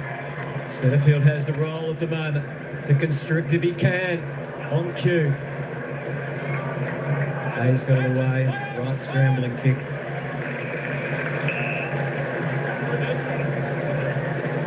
Usually go deep forward for a bit of a rest. But he's been playing a little bit higher than what Isaac Heaney was playing when he was there. Yeah, Francis has gone back to the goal square. Yeah, he's going back to a bit more deeper now, Chad Warner. So Pryor, his man, clean to Sheldrick, robot him again. And here comes Francis, he gets a one-on-one. Reed was the opposite one. Francis wins the battle and the war. Puts it through. Oh no, he doesn't, he's missed. Did all the hard work. I literally put the glasses down. Yeah, just floated on him. They tried to kick it into the third tier. Live to the Cox coach's box again. Be careful that one. Yes, what the frustration. He did all the hard work, didn't he? Gives him a chance and they kick that one. That is one of the great misses of all time. Nice prevailing mark from McCartan, and the dimensions on the kick had to be perfect, and they were. Yeah, so once again, Chad Warner coming up for his 7th disposal. He really got the work. You can tell his energy around from that first centre bounce this quarter. So I think they've had a gentle reminder at half time from Big Dean Cox about the all-round effort. We've reached the halfway point of the third quarter. And still the Swans stars can't quite get them back into context. They've had some chances, they've had field position. They just need to make the most of it. 2 goals, 3 for the quarter. 9-3 inside 50 favour Sydney. So Essendon just can't get the marks up this quarter. So just the 6 uncontested marks. 2 big misses in a row for the Swans. Disrupted play here. Broken up more by Cleary, but snatched back by Mackay. Caddy is off and running. And that can spell trouble. Look at the sweep through halfback. Redmond, McGrath, Setterfield just give. And a bit strong for Martin. 4 Swans along for the ride. He still managed to eke out a kick. Langford with Wright pushing forward. And also Day Wicks down in the goal square. Martin becomes the target. Worked his way out of the footy. Well, let's play on. So he does. Hard work back to the goal square. Caddy. He's in. And so are the Bombers.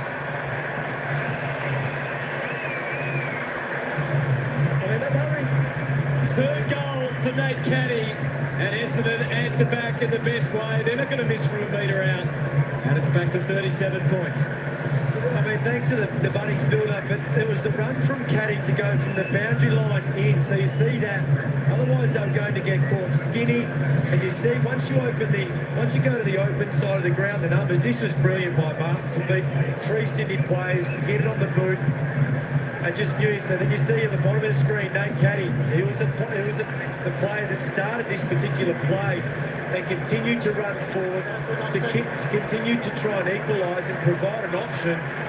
That is fantastic work rate. Brilliant by Martin and Caddy, wasn't it? Yeah. 2 of the players that were really important in that play. And Sydney to dig in, but Essendon seemed to have the answers. It was against the main play though, Hutto. Yep. Yeah, they were disappointed with that Sydney. So Francis misses, moments ago, they go down the other end. Yeah, Warner missed as well. Work from Lloyd. So you can see them trying to encourage each other and work their way back. Yeah, they're working really hard taking away Essendon's marks. But Essendon rolled the dice. They took it on with a lot of handballs through the middle of the ground for that last goal.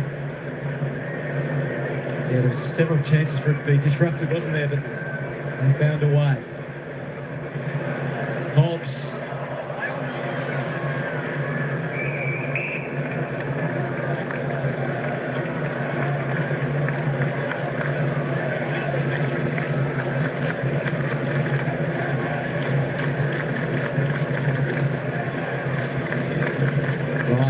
Throwing well, got the tap down. Jordan back to Rowbottom, been one of the better Swans for the day. Impacted by the Dersman smother. Durham, Hobbs, Corbett. Welcome return for him today. Down the line, Caddy, slightly out of position, well done, McCartan. Kako comes off, Merritt comes on, so Kako half forward. So this is the one where you just need to watch Zach Merritt around the contest. Bombers can jump into the 8 tonight if they are able to win this game today, and they are on target. Hobbs with a slider inside. Paddy couldn't handle it, but he got good help from Perkins. Caldwell, they were lining up there, Essendon. Hobbs, another floater. Well, he keeps moving. That's what I like about him. As a forward, you've got to keep moving. He gets out the back. It's not cheating at the back. It's what a forward has to do. Once you're not in the contest anymore, reset. Keep challenging the defender. And Nick Blakey turned around and realised that Nate Caddy's 20 metres away from him. Just use your imagination here. Imagine, oh no, he's going for a pass. Oh, Another shot. I just thought he might have a long shot in the moment. The adrenaline of the crowd will get you over. Lloyd, up to the wing. Pryor he went under the ball, and the guy just stood his ground and drags it down. Into Caldwell. Merritt is deep for Essendon at the moment. Wright and Caddy are both there as well. So that's when it arrives. Nice running from Hayes to get involved a few times with Redmond. And back to Roberts. That's been another impressive part of their game is they test the defence. If they can't get through, they still know they've got that kick backwards to settle it down. Oh, Durham! He's got the apps. What a player he is. He's not just a bull in the midfield, but he can also rise. And the Bombers aren't playing out of their skin today. Gee, I just got out of that just in time for you. It was an early rise, wasn't it? What a great jump he's got. I thought Hobbs was in a really good position, then Durham just came from nowhere. I love him as a player. You need to kick this so you can see plenty of replays. Yeah, what's not to love? From outside 50. Maybe he's goalkeeper. He's just missed 5 replays. Yeah. He could have sat home tonight and watched on the couch. See one. I'll give you one. Jeez, what a jump.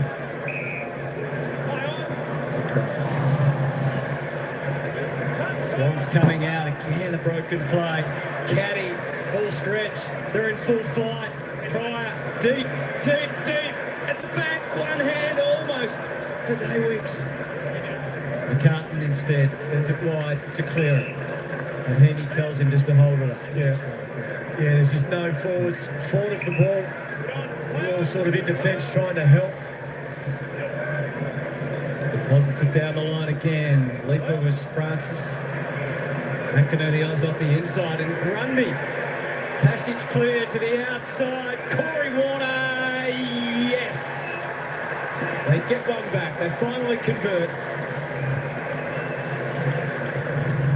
Good follow-ups. They had all the numbers up the play. They didn't have any options inside 50. They had to run and carry. I thought Grundy may have been a little bit late to give this handball to Warner, put him under a little bit of pressure. That bounce wasn't required at all. But he's good enough just to get enough on his left foot. Good finish there. They made the most of the opportunities to drag themselves back into this game. He's had a couple of runs today, Brady Grundy, hasn't he? A goal earlier in the first half.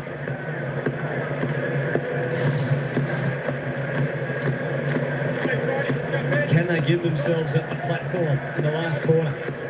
Yeah, I mean, it's an important 5 minutes, isn't it? If Sydney can bang on 1 or 2 goals, certainly they would go into three-quarter time with some belief. Margin is 32. Darren handcuffed by Heaney. He's back in the middle.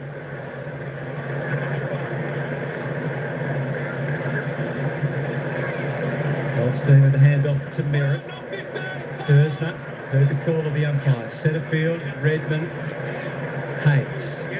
Great to see L. Hayes back on the team sheet. Might have a few St Kilda fans watching just for that. Could it be? Young Lewis Hayes, 25 in the 2022 draft, 40 VFL games, so he's done his apprenticeship from Listerfield Roval School in their sports program. Big 5 minutes remaining. Sheldrick took the territory. Grundy is trying to dig in this third quarter, but had to deal with Merritt. He puts a tackle on Brody. 5 disposals in this quarter and a couple of tackles. There's Zach Merritt. It's good apprenticeship, isn't it? 40 games in the VFL for Lewis Hayes just gives you time to stay in the spotlight and develop your game and put some size on your body.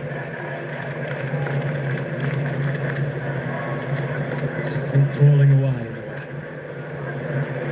Sheldrick's got full of energy.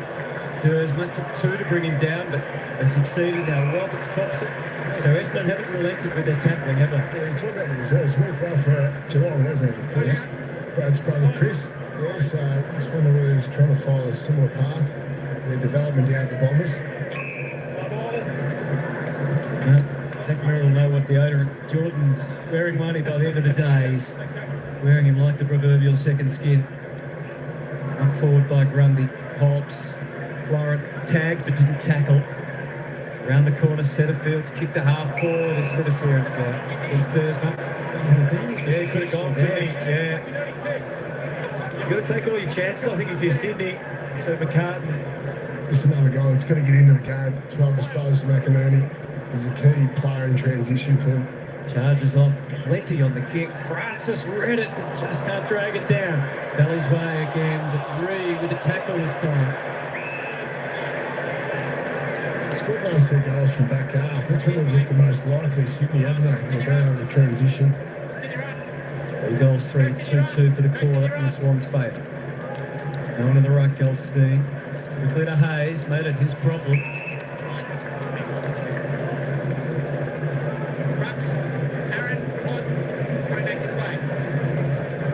Setterfield still watching Heaney. Sheldrick facing goal. He's ready now. Isaac Heaney.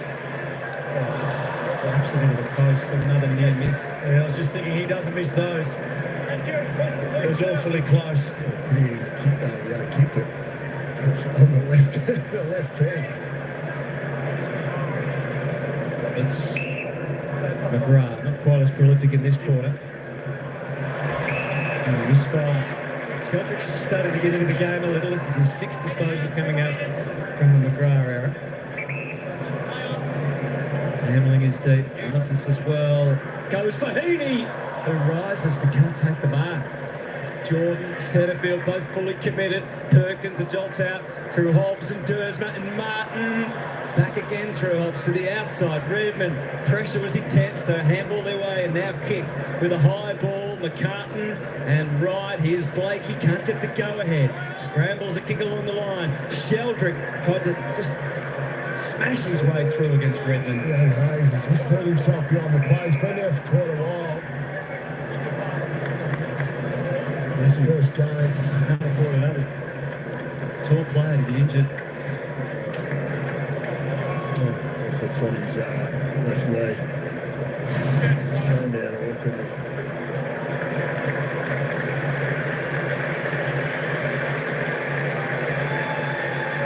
Here, the fans of Essendon just trying to support the young man. It's a big day. Yeah, we always hope for the best, don't you? These instances.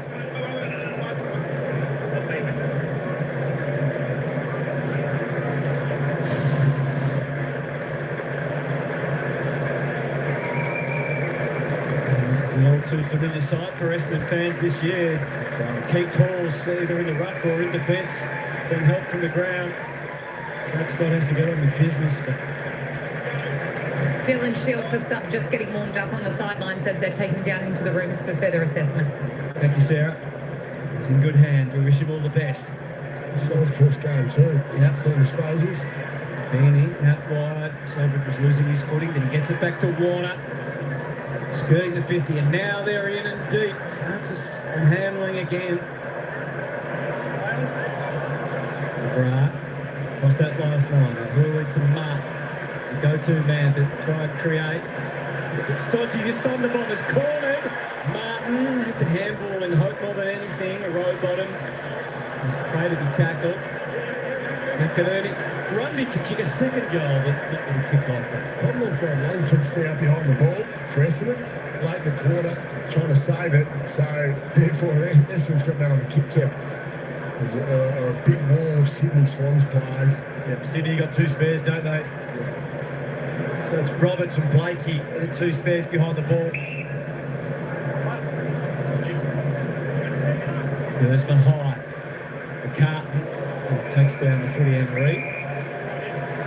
Good combat on the wing. 2 minutes and 12 seconds remaining. Can Essendon preserve this 30-point, this 5-goal advantage heading into the last quarter?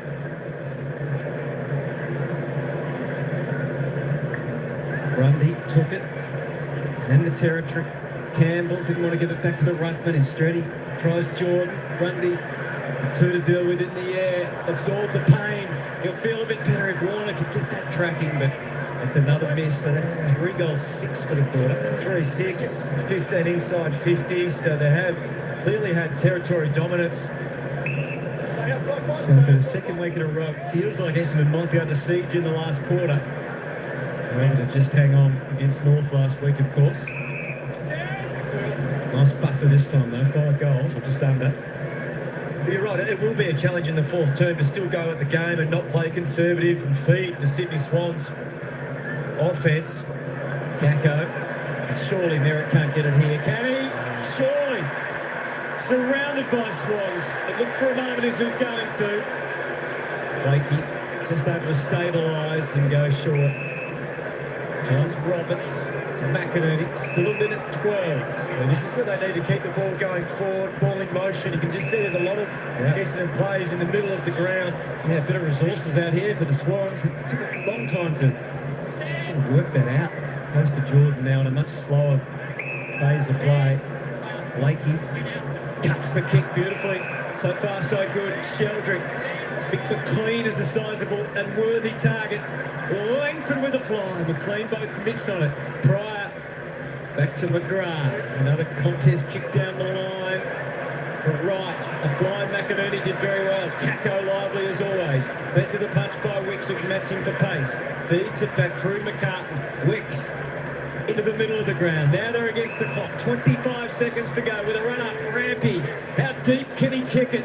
To full forward. Hamling surrounded by fellow defenders. Free kick. Which way? Yes. Yeah, just turned his back. It looked like both players were holding though. Another 50. 11 seconds lose here for Martin. Perkins. He's got Merritt. Clock counts down. 9 seconds. Has it got the distance? Centre field.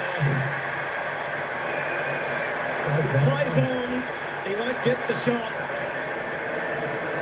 Oh, boy. Will centre field. Third AFL club. Playing his best footy as a Bomber. It is after the siren. This is not the kick in the backyard to dream of after the siren to win the game, but it could be in this game just as telling. Could be another goal from 50-metre penalty. It could.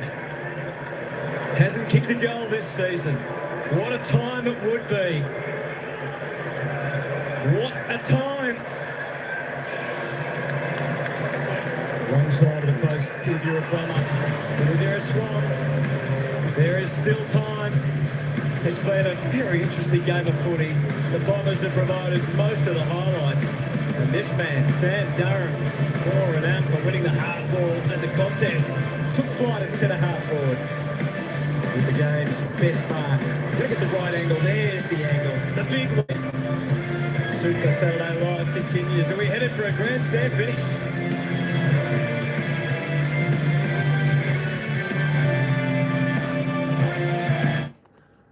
All right, folks, three-quarter time here at Marvel Stadium. 30 points the margin, 11-4, 70 the Bombers, 5-10, 40 the Swans. Look at all those behinds. Look at all those behinds. I tell you what, the third quarter is where the Swans should have made their move. 2 goals, 3 the Bombers putting on in that third term. The Swans, 3 goals, 6. Oh, it's going to come back to bite them, isn't it? I'll tell you what. There we go. Just as well the Bombers didn't seal the last kick with the goal. That could have put the margin beyond doubt for the Swans. 30 points. I know it's a big margin. Don't write the Swans off just yet. We know they can come back late. We've seen it, and we've seen them do it before, time and time again. Hey, Joe and Dom, how you doing in there? Welcome in. Welcome in. Dev Tudor, Bizwaz. Hey, shouty, how you going? Noah Soccer. And of course, Tins Guriel, how you doing? And String, Don't forget, folks, I put the link up there to Game Board. Make sure you get over there and subscribe to her channel. It's one of my best friends. Let's help her out. We need to get her to 50 subs so she can start to do some lives on some games. She loves to do the basketball, the football, all that type of thing. So do that for her, do that for us. We appreciate it. You still think the Swans can pull through? JJ? I don't know. Bonito Shouty said hi. Son of all. 30 points is a big margin. The only thing is, they've got to stop the Bombers from scoring. The Bombers will kick 3, 6, and 2. I think if the Swans are going to win this game, they could possibly only let the Bombers kick 1 goal in the final term. It means the Swans need to kick 7. Swans have got to kick 7. It's a big ask. I'm doing good, lad. How you doing? I'm doing good. Enjoying the footy. Of course, we had the game today where Hawks got up. And this game looks like the Bombers. And don't forget, folks, the next game I'll be covering, stay tuned for that. It was a tough decision who I was going to do next. Was it the Gold Coast Suns versus the Western Bulldogs? Or was it the derby over there in Adelaide, Port Adelaide taking on Adelaide? I think I'm going to do the latter because I think the Gold Coast might be telecast. I'm not 100% sure, but I'm pretty sure it will be. So I'm going to do the Port Adelaide game, the big derby. That's going to have some heat and fire in that game over there. It should be an absolute ripper. Anyway, let's just have a look at the goal scorers now as they stand at three-quarter time. Nate Cady tops the table with 3 for the Bombers. Zach Merritt with 2. Redmond, Perkins, Kako, Harley, Durham, Dave Wicks have got singles for the Bombers. For the Swans, Corey Werner's popped up there with 1 with McLean, Hayward, Grundy, and Campbell. There you goal scorers. Let's just quickly have a look at the leaderboard on the disposal. Only got 1 in the 30s. He's having a big game. Nick Martin there for the Bombers. 31 touches. 31. You got the Bulldogs and the Adelaide in a multi. What you think? Yeah, I like that. Yeah, that'd be my selections. You know what? If the Gold Coast Suns were playing at People's First Stadium, their home ground, they'd be hard to beat. But the Bulldogs are absolutely flying at the moment.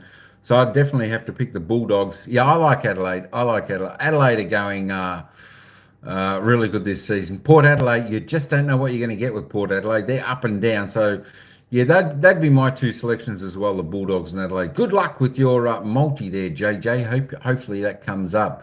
Nick Martin tops the table 31. Andy McGrath 29. Redmond 27. The best for Sydney, Matt Roberts 23. All right, that's enough of me just for a moment, folks. Let's head back down to the ground where we're under a minute before the bounce of the ball to the final quarter. So we'll let the commentators take over from here. Good luck to the Essendon supporters, Sydney supporters. Don't forget who you think's going to vote. We've got 72% so far saying Essendon's going to win this game. And just while you're there, don't forget to the pin, folks. Please follow my friend's channel, Game Board. She also likes covering a little bit of sport. All right, let's head back down to the ground for the final quarter, where it's the Bombers by 30 points. Been injected into the game. So, Hutto, the Bombers with a nice lead at this point in this game. Thank you, Sarah. Yeah, it's important. Fingers crossed, Lewis Hayes hopefully follows the same fate as Sam Darcy. A few weeks ago, we thought it looked the worst news, but fortunate enough for Sam, wasn't. Hopefully gets the same news. Lewis was very good in his first game. So, just spoke about Dylan Shield coming on as a sub. It's going to be really important there to provide that run through the middle. Just looked like they were starting to wane, just fatiguing a bit the Essendon midfield in that third quarter. All right, the margin is an even 5 goals. Warner starting in the middle again. Goldsteino wins it back to Merritt. Came in a hurry. Tough bounce for Kako. Wicks tidies and delivers. Rampy better watch out. What a chase. You can never be too comfortable. Nate Caddy. What a charge down. Yeah, that is fantastic. I've loved it. Both him and Peter Wright today. You know, their defensive efforts have been fantastic. Peter Wright's laid some big crunching tackles. Caddy didn't exactly middle the kick, so Grundy got a good look at it. Then another mark off an opposition boot. Blakey, who was heavily involved in that in the first quarter, kicks towards Lloyd. The challenge was there from Roberts. Shield there or thereabouts. On the ground, as we said. Lloyd, though, won the footy. That was one thing. Getting rid of it was another indeed.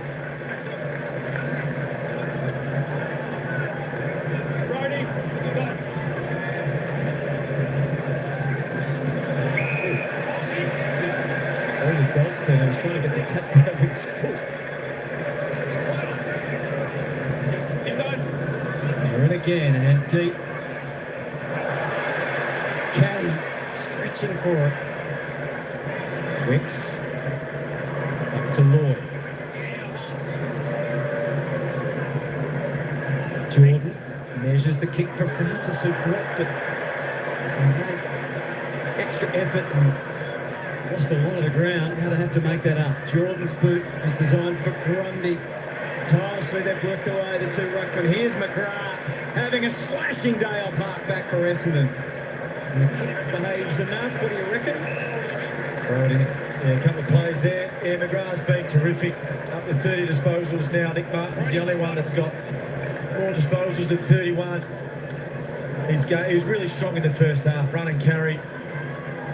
McGrath's PB is 34 disposals in a game. He's had 30, so he's on track to beat that today. Now he's dragged it under, and that spells trouble. So Darren.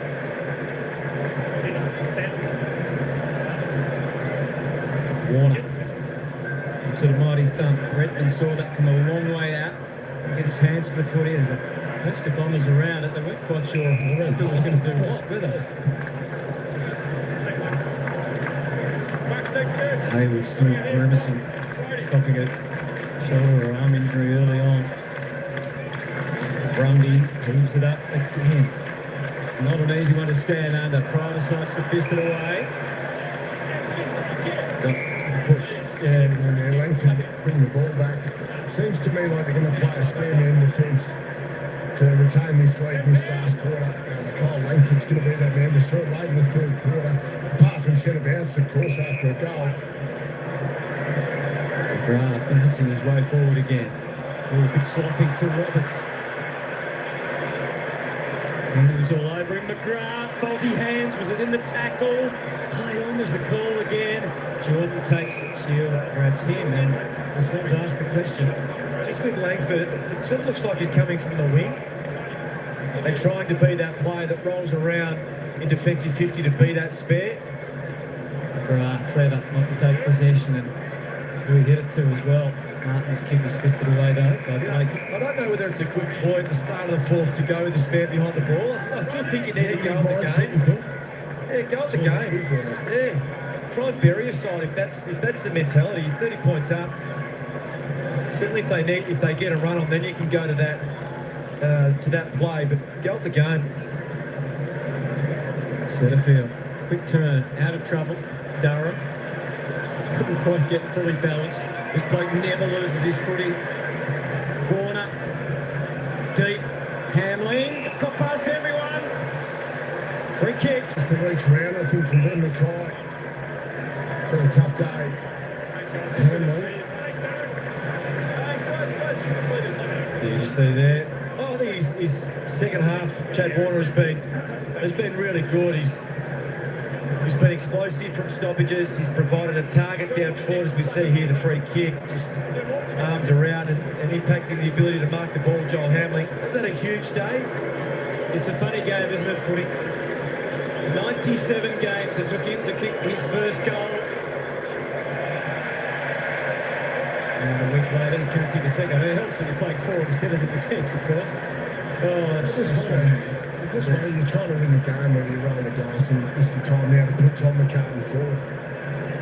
McCartan's their most capable key forward out on the ground, apparently. I know there's been a lot of conjecture and comment about where he is there. Does a good job behind the ball. They need to win the game. They need to win the game, yeah. And at the moment, they've got Aaron France and Joel Hammond as the key forwards. Coach really been tested, isn't he, today in the coach's box? So what I mean by that, I'm not disrespecting those guys, but they're defending. Whereas McCartan is actually, even though he's been a fantastic key defender, he's a very natural key forward, and he's dynamic. Bombers fans enjoying the little things as well as the obvious. Every minute that goes past that they don't eat into this lead brings Essendon closer to victory. The 5th of the season. Row bottom, nudges Sydney forward, guarded by Pryor, towards the boundary, bumbling.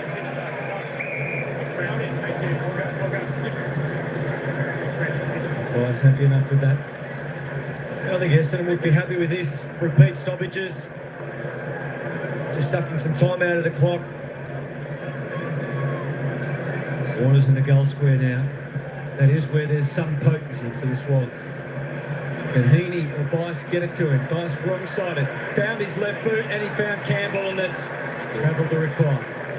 They just turned back towards traffic. All the Essendon players had already tried to spread to the open side. Just had to find his left foot, Rolly Bice, to another left footer in Braden Campbell. Well, a few Sydney goal kickers today. 5 individuals so far, so chance for a second. Distance won't be an issue for Braden Campbell. Once again, wrong side of the goalpost, and they're in danger of kicking themselves out of this one. That's 3 goals, 4 from set shots. Well, goal kicking is important in Hutto. Look at it. So Sydney, 5 goals, 12. Essendon, 11 goals. I think Essendon's been the better team. But it could have been closer on the scoreboard. So that was unrealistic, but he touched it. Yeah. He kind of takes the mark. And he gives to McGrath. Funny attempt, but he's going to touch the footy now. Sicily snatched it back. Through McCartney. Open to Waffles. And it's a 3-quarter kick, encouraging Hayward to come to the footy. McGrath had his measure. Redmond set up a teammate for a fall there. Loose ball Pryor. And Reed threading the handball to Caldwell. They knew their way out. The goal still will be in no hurry whatsoever. This is the kick. Wicks was the primary target. Such an important kick, that one from Caldwell, isn't it? Just to be able to have some composure going outside your back half.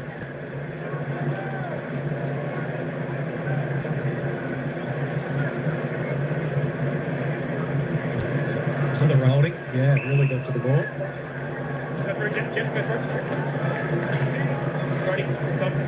20 disposals for Brodie Grundy after 2 quiet weeks in terms of winning the footy. He's going to have his 21st disposal here after the chagrin of Todd Goldstein, 36 years of age, still doesn't quite understand all the ruck rules sometimes. It's been a good battle. He has been good. 17 disposals as well. Yeah, I agree.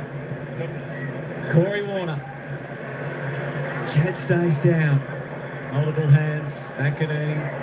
It's no go-ahead moment yet. Oh, maybe there is now. Hayward to Sheldrick with a little lefty around the corner. And that hits the mark at last.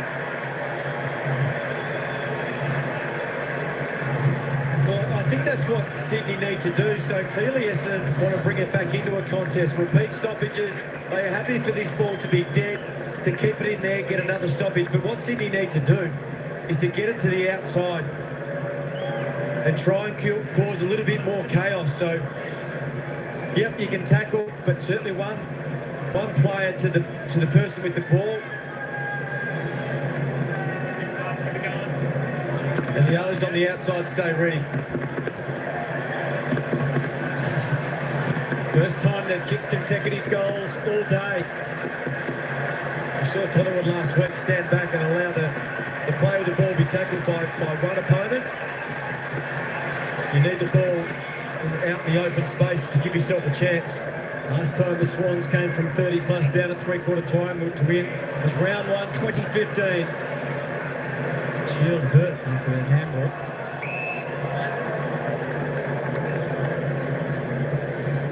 Hopefully just winded. Yeah, it looks like that. A bit rough when you're the sub and you come on and you're injured within 5 minutes. Cheney gets it down to Swans though. Lloyd with the clearing ball. McLean to McInerney. The threat is rising. He burnt Warner. Thought he could go all the way himself. And he was dead right. Here they come. seen this a bit recently. McInerney in around stoppage, Geordie starting on the defensive side, charging through, obviously, just to try and get them moving, get some flow into the game. Just watch him here. We're going to try follow the ball and just charges through. He gets on the front side. Try something different. So he's been in at centre bounces to try and inject some speed into that particular part of the ground. But this is what you need. You need the ball outside that congested area to give players like this some time and space to try and punish you on the scoreboard. So even Brody Grundy right now, I'd love to see longer taps forward, but longer taps outside that sort of 1 metre ring around the contest. His second goal of the year brings Sydney back to 16 points. They've kicked 3 in a row. Essendon will know the urgency, none more so than Merritt, the captain, to Caldwell. And they press deep. Rampy against the debutant. He fights on Daywicks. Just lost it momentarily. And the Swans numbers arrive. Florent kicks it out to Heaney. At the handball because there's Essendon players everywhere. Kako stripped of it, and the Swans are able to prevail. Hayward with his weight going right, kicks it down the line. Mackay versus McLean at the back. Sweeping and swooping was Martin into the middle, crisply to Goldstein. She had to be a good kick, and it was. Actually had even numbers ahead of the ball then. Sydney got their opportunity. Centrefield decides to roll. Kick it quickly over the head of Caddy. Kako in the game here. Wicks quickly to Rampy, threads it to Corey Warner. Tries to reduce the danger on the kick. Mackay straight ahead play. Knocked it to the good of Merritt. Can he construct something special here? Not quite. Rampy. This is where you try and take the ball to the open side or try and assess where your extras are. Right now it's not this side. You can see Mackay setting up down the line. Merritt is probably the spare, which is forcing Sydney to switch the ball. Those fans just holding their breath a little because the lizard is off. He's taken lead from defence. He's gone short through the middle. They are racing at Marvel Stadium. Blakey, scrappy ball inside 50. Warner spinning through. He gets it eventually to the outside. Lloyd had to get his footing, and he did, but Reed saved the day. Just had to have a shot, though, is it? They'll bring goal here for sure, Hardo. It was going too quick. A brilliant run off half back. It's good to watch. But the pressure's on Essendon here. Feel it in every disposal now. Extra caution taken from Perkins to Merritt. And that is the challenge. If you're Essendon, you feel like the momentum is not going your way. How do you then generate? Certainly ball going forward, but do it in a really methodical way. Right with the ride and the mark. There's McInerney in the process. Almost 30 minutes since Caddy's third goal, which was Essendon's last. High ball against, speaking of Caddy, had two to compete with in the air. McCart back through the middle. I think the corridor is accessible. No, it's the decision made by Heaney. Nice. Gets away from Kako when he needed to, just accelerates. Makes it Lloyd's decision. It goes wide to Hayward. This is the important kick. Peter Wright sitting in the hole. Down to 9 minutes and 50 seconds now. A plea to at least make a contest. Roberts kept it away from Warner to McGrath, to Caldwell, Mahuli. The pop kick is okay to try. Had to do that. See how well behind the ball. Don't Rampy's the square. Surely not another 50. Essendon fans want to play their part as well. They're on their feet. 7 50-metre penalties against the Swans. It's extraordinary. First 3 led to goals. Pryor, the X-line. I feel like one goal will make a world of difference. It might be enough for Essendon in this last quarter. Swans win it back again. Lloyd, pivotal to that. High ball to wing, Roberts. Jarred out to Caldwell. Roberts has to go again. Heaney can't sweep through. Scraped up again by Roberts to Caldwell. A couple of big little mini wins. You know what I mean? To Al-Huri, to half forward. Oh, Rampy dropped it. There's crumbs to be had. Jordan wins it back, slapped it forward to Francis. Warner is a big threat, but Essendon know that. So he waits for McInerney. He's done it once, and he can't do it a second time. He had no other option. Either kick it across his shoulder, his left shoulder, Hayden McLean. It was about 30 metres out on the opposite side. Or have a crack himself was probably the right option in the end, just poor execution. Yeah, I think Francis could have gone to Warner. If he had have turned and faced goal early on, that kick into the open spaces, missed opportunity. Career equaling 34th disposal for Andy McGrath. Takes Essendon to the win. Perkins and Al-Huli can't get it much further than that just at the moment. Bus comes out, got it once and now a second. Stretches out, just cruising to half forward. Tries to put it to McInerney. Here's Warner again. Breaks one and a second. Durham though. He's a different kettle of fish, Sam Durham. No, he's tough. He tackles Durham. Francis tries to stop them getting out. He slowed them, but in the end didn't help them completely. Dersma turned at the right time. Doesn't quite have the zip to get away. Brings it back to length. A bit slapdash onto the wing. Caldwell won't take a backward step. Neither will Durham. He's not sure that was a genuine handball. Quick kick forward, McGrath. Swans at every angle. Merritt if they happen to falter. But he's taken him down. The Lizard he's getting up, I think. Just screaming a bit there, the Liz. Yeah, caught him right, Zach Merritt. I think he'd be okay. No, he's playing the ball, so there's a chance though. High back to the wing. Francis. Grundy at the back. He had McInerney to the inside. Goes for Hamling instead. It was all going to be about the bounce and the class. Warner over the top. Hamling. The goals are still there. And they still can't find them.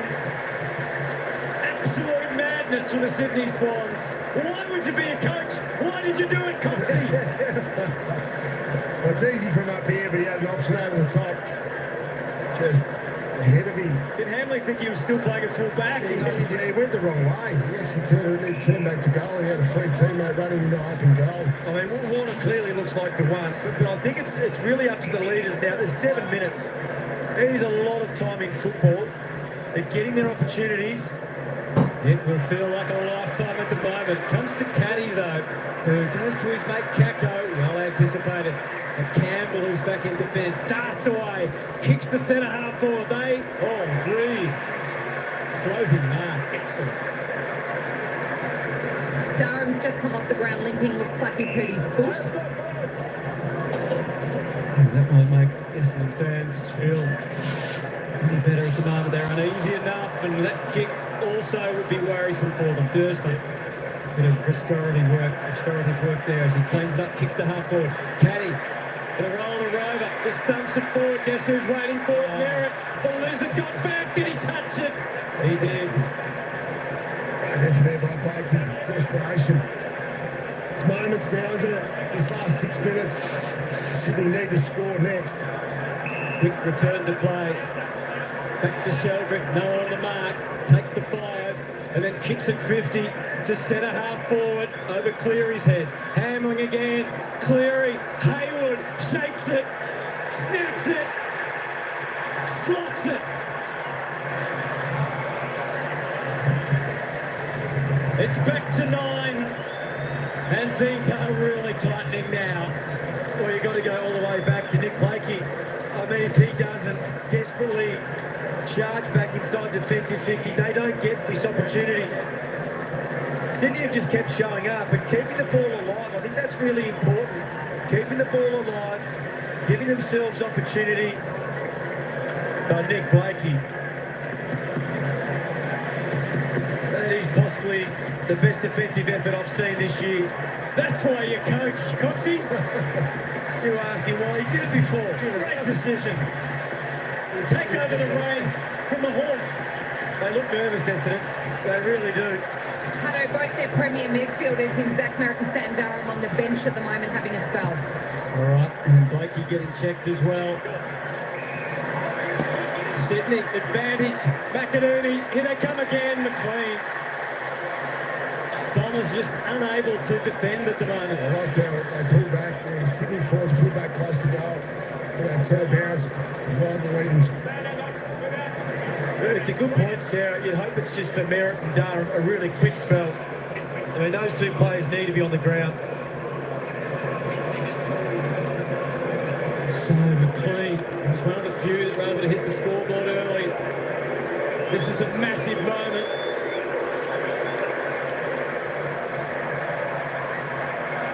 It's been one of their issues all day. Another set shot miss. He's going to get Lizard back out there. I'm interested to see what's wrong with him. He's a key player there with a ball float on the bench at the moment. Getting checked. Crowd hashed. Martin went for Reed. It's a good choice. So inside the last 5 now.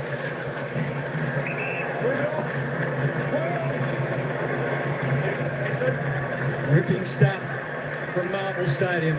Grundy. And it's over and out.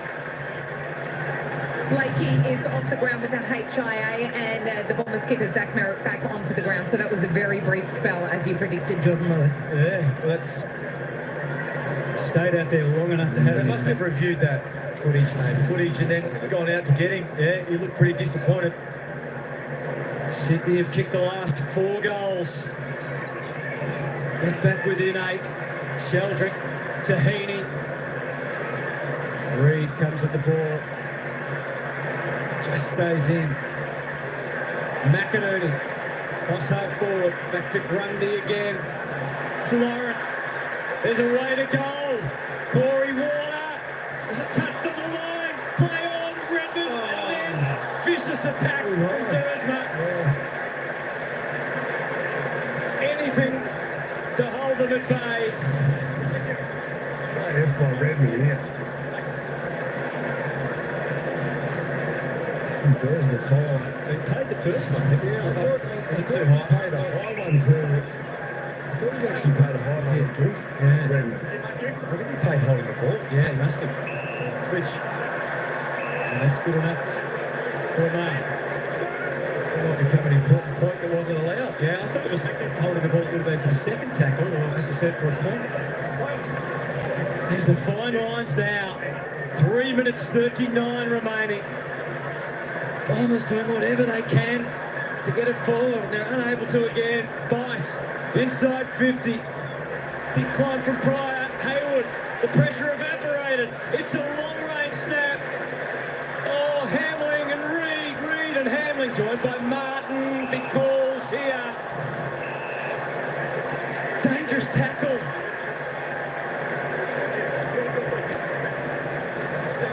Wow. Gee, it's a big call, isn't it? That is a huge call. His head did appear to hit the turf. It wasn't a huge force for motion.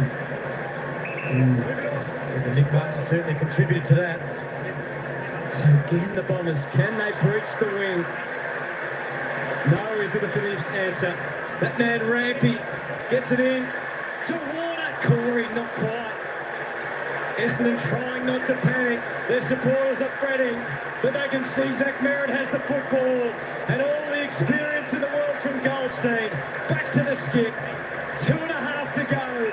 Bombers holding on for dear life. Hobbs with the football on the wing. It was a really clever play by Zach Merritt. He knew he could take another 30 metres. Down to half forward, striding out was right, not this time. McCartan, and they start again off half back.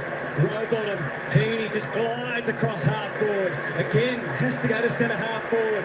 Reed had the measure there of Hamling. Redmond with directions for Langford. The hard yards, El Hooley Slow outside. down now, they're calling out, slow down. Bomber fans are going to ride this one all the way home. El Hooley in just his 4th game. Smothers Day. Mother's Day tomorrow, but the Smothers count now.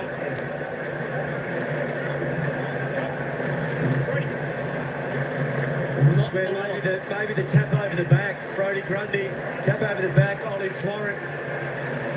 Got Langford back again now. Spare man defence for Essendon. Tap from Grundy was clever. But it goes Essendon's way. Durham sliding it in again, right, not inclined to race. His floats it out wide for Shield. If he marks it, it'll be precious. Advantage of fresh legs. Dylan Shield comes on. To Perkins. That's what the sub has to do. He did that. Take your full 30 seconds. This is where you need a bit of composure, Archie Perkins. Full 30 seconds. If one pops up late, don't be afraid to take it. Little gaps here. I'm so worried about Isaac. About Mason Redmond. So another 30, and this is going to make the equation not impossible. We saw what happened last Saturday night at the MCG with Collingwood, but the Swans are going to have very limited time to win the ball back and kick 2 goals. And oh boy, unguarded to Pryor. His job is almost done. He won't get 30. One more mark will do it. McCartan just got to go straight ahead. They've got to go for broke. McLean climbs high. Corey Warner back through the traffic.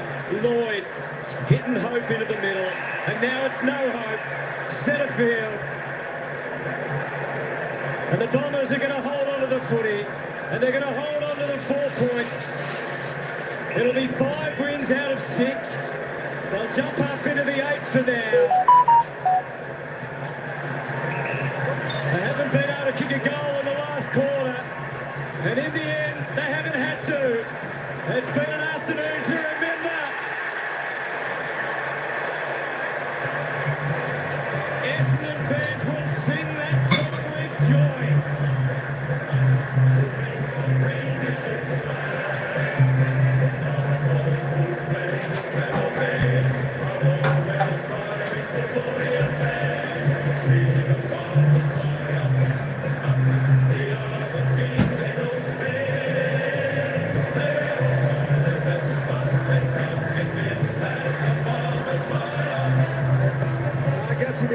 Fantastic idea with kicking the solitary behind in the last quarter of 3 goals 5. So Sydney will rue their missed opportunities.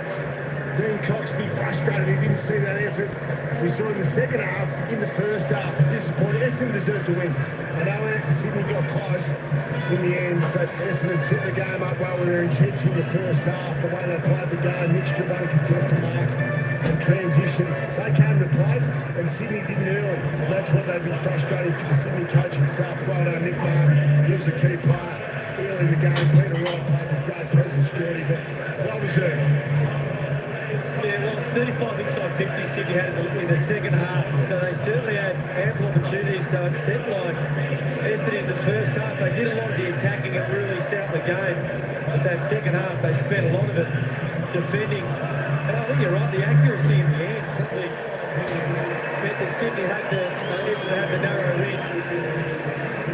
Yeah, it's a lot of what ifs, isn't it, as far as the Swans are concerned.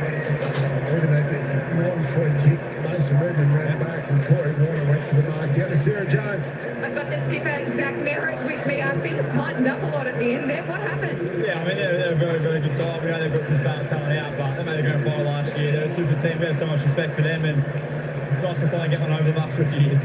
But the composure of the group really late was sensational. The ability to judge the tempo of the game and hold it up where needed. Is that the most pleasing thing? Yeah, I mean, I looked up before the game. I think they're about 40 games more experience per player. So for us to mature and own that moment late and execute it at a really high level, I thought it was really pleasing. And the way Dylan Shield, Archie Perkins, those guys thought their way through that last 2 minutes was really pleasing. But I think we're building something pretty strong. Everyone's sort of pulling their weight, and I think the fans are enjoying the way we're playing. 5 of the last 6, and you're in the 8 now. Does it feel like the group's got a bit of a momentum? Yeah, I mean, it feels a long way from after round 2 walking off, kicking up 160 points. But we're building some good things. We've got a lot of work to do, clearly, but really pleasing to get the win tonight and rest up and go again here next week. Your own game, you had a bit of a quieter game disposal-wise, managed to kick a couple of goals, but as a captain, is it good to know that even if you don't have the best game ever, that this group can still get it done? Yeah, I mean, we're trying to evolve as a group. We've got a lot of guys running through that midfield. We'll get Darcy Parish back soon as well, so we're trying to evolve and we're trying to lead from the front in that aspect and part of the year got the door and try and get forward and impact the game more and allow some of our younger talent to come through and get more opportunity in there, and I think they're thriving in that opportunity. There was a contest late in the game with Blakey. He had to go off for a HIA. Our commentary team thought that there's nothing to worry about from your perspective. Jonathan Brown said you had eyes for the football. Is that what you feel? I thought I tapped all ball. I was about to get the goal, so I haven't seen it, but I don't think there's anything to worry about. What about the development of Zach Reid as a defender? He's been someone that's had a really frustrating run with his body. How pleased are you to see him be able to finally fulfil that potential? Yeah, I thought he stood up massively again tonight. His last 3 weeks have been super off the back of a couple of years of really hard work and getting his body right, and he's starting to stand up really strongly for us in that back six, so really pleasing. Well done tonight, Zach. Enjoy. Thank you. Cheers. 2 debutants, 1 3-game player, another 4 under 20 games is what he was referring to with the youth in their team. I think they were clearly aware of that, and he's right. Sydney are the last year's grand finalists, so we knew at some stage they were going to be challenged, and certainly in that second half they were challenged. So it's great situational play that Essendon were able to close out the game as we head back down to Sarah. Another one of the veterans with me, Andy McGrath. Career best numbers from you today. Talk to us about the game that was really set up at the beginning with a strong opening half, and then I'm sure you knew that they were going to come hard at you. What was the mindset towards the end? Yeah, unfortunately we've been in a few of those close games. We've had a lot of practice, but we knew they'd come. They're a quality side. They're well respected amongst their comp, and we had the game looking really good at half time. But like you said, they came really hard. So credit to our boys, our fans especially, for coming out today. I think that really helped us get over the line. Particularly early in the game, they had a barrage of inside 50s, but the defence really stood up well. How is that defensive unit evolving? Obviously no Jordan Ridley at the moment. You have to have a makeshift defence line. Yeah, we had a couple of tough weeks. Our first 2 games weren't ideal for us defenders. We gave up too many points and a lot of marks inside 50, and the boys went to work. And I think a credit to Zach Reid, Benny Mackay and Hazy before he went down. They were super tonight and really held us together in that first half. Ball movement was great today. Tackle pressure was awesome as well. Is that what the coaches can be most pleased with? Yeah, there was a lot to like. I think we showed sort of what we're capable of. Unfortunately, we couldn't do it for 4 quarters, but that's going to happen against good sides. And credit again to our guys to stick in there and hold on for the win. Was the message at halftime that you'd done so well, but probably against a team that's made finals after finals, you're going to have to win it more than once? Absolutely. I think this comp's so even, and we know that you can't play half of football and expect to win. So we knew the work was cut out for us, but we were able to hang in there and hold on to the 4 points. Speaking of hanging in there, you're in the 8 at the moment. Can you hang in there all the way till September? We'll see how we go. Long season ahead. Well done. Thank you. Yeah, so thrilling wins over North last week by 3 points. West Coast a fortnight before that. In the middle there was the loss, of course, to Collingwood. But it's been a tough finish to a few games for Bomber fans watching on. But they've managed to win 5 of the last 6, and hence they're in 8th position. Yeah, absolutely. That's all you got to do. You got to win games of footy. Sarah sounded like an wrestling sport, didn't she? Well, she's neutral, she told us at the start of the game, so we tend to believe it. So one sour note is young Lewis Hayes. So the fingers are collectively crossed for him that the injury won't be a serious one. She had a pretty good debut, didn't he? Yeah, he had 16 disposals. He's very good back there. He probably came in to replace Jordan Ridley. Spent 2 years in the reserves. Jake Laverty in the VFL team. Yeah, you're right. I mean, big win if you only look at who they've got up coming up. So really important win against a good opposition to give them confidence to go into the next month of footy, where they'll come across the Dogs, Brisbane, and some really big challenges. It's a solid couple of weeks. Thursday night at the Gabba in a couple of weeks' time.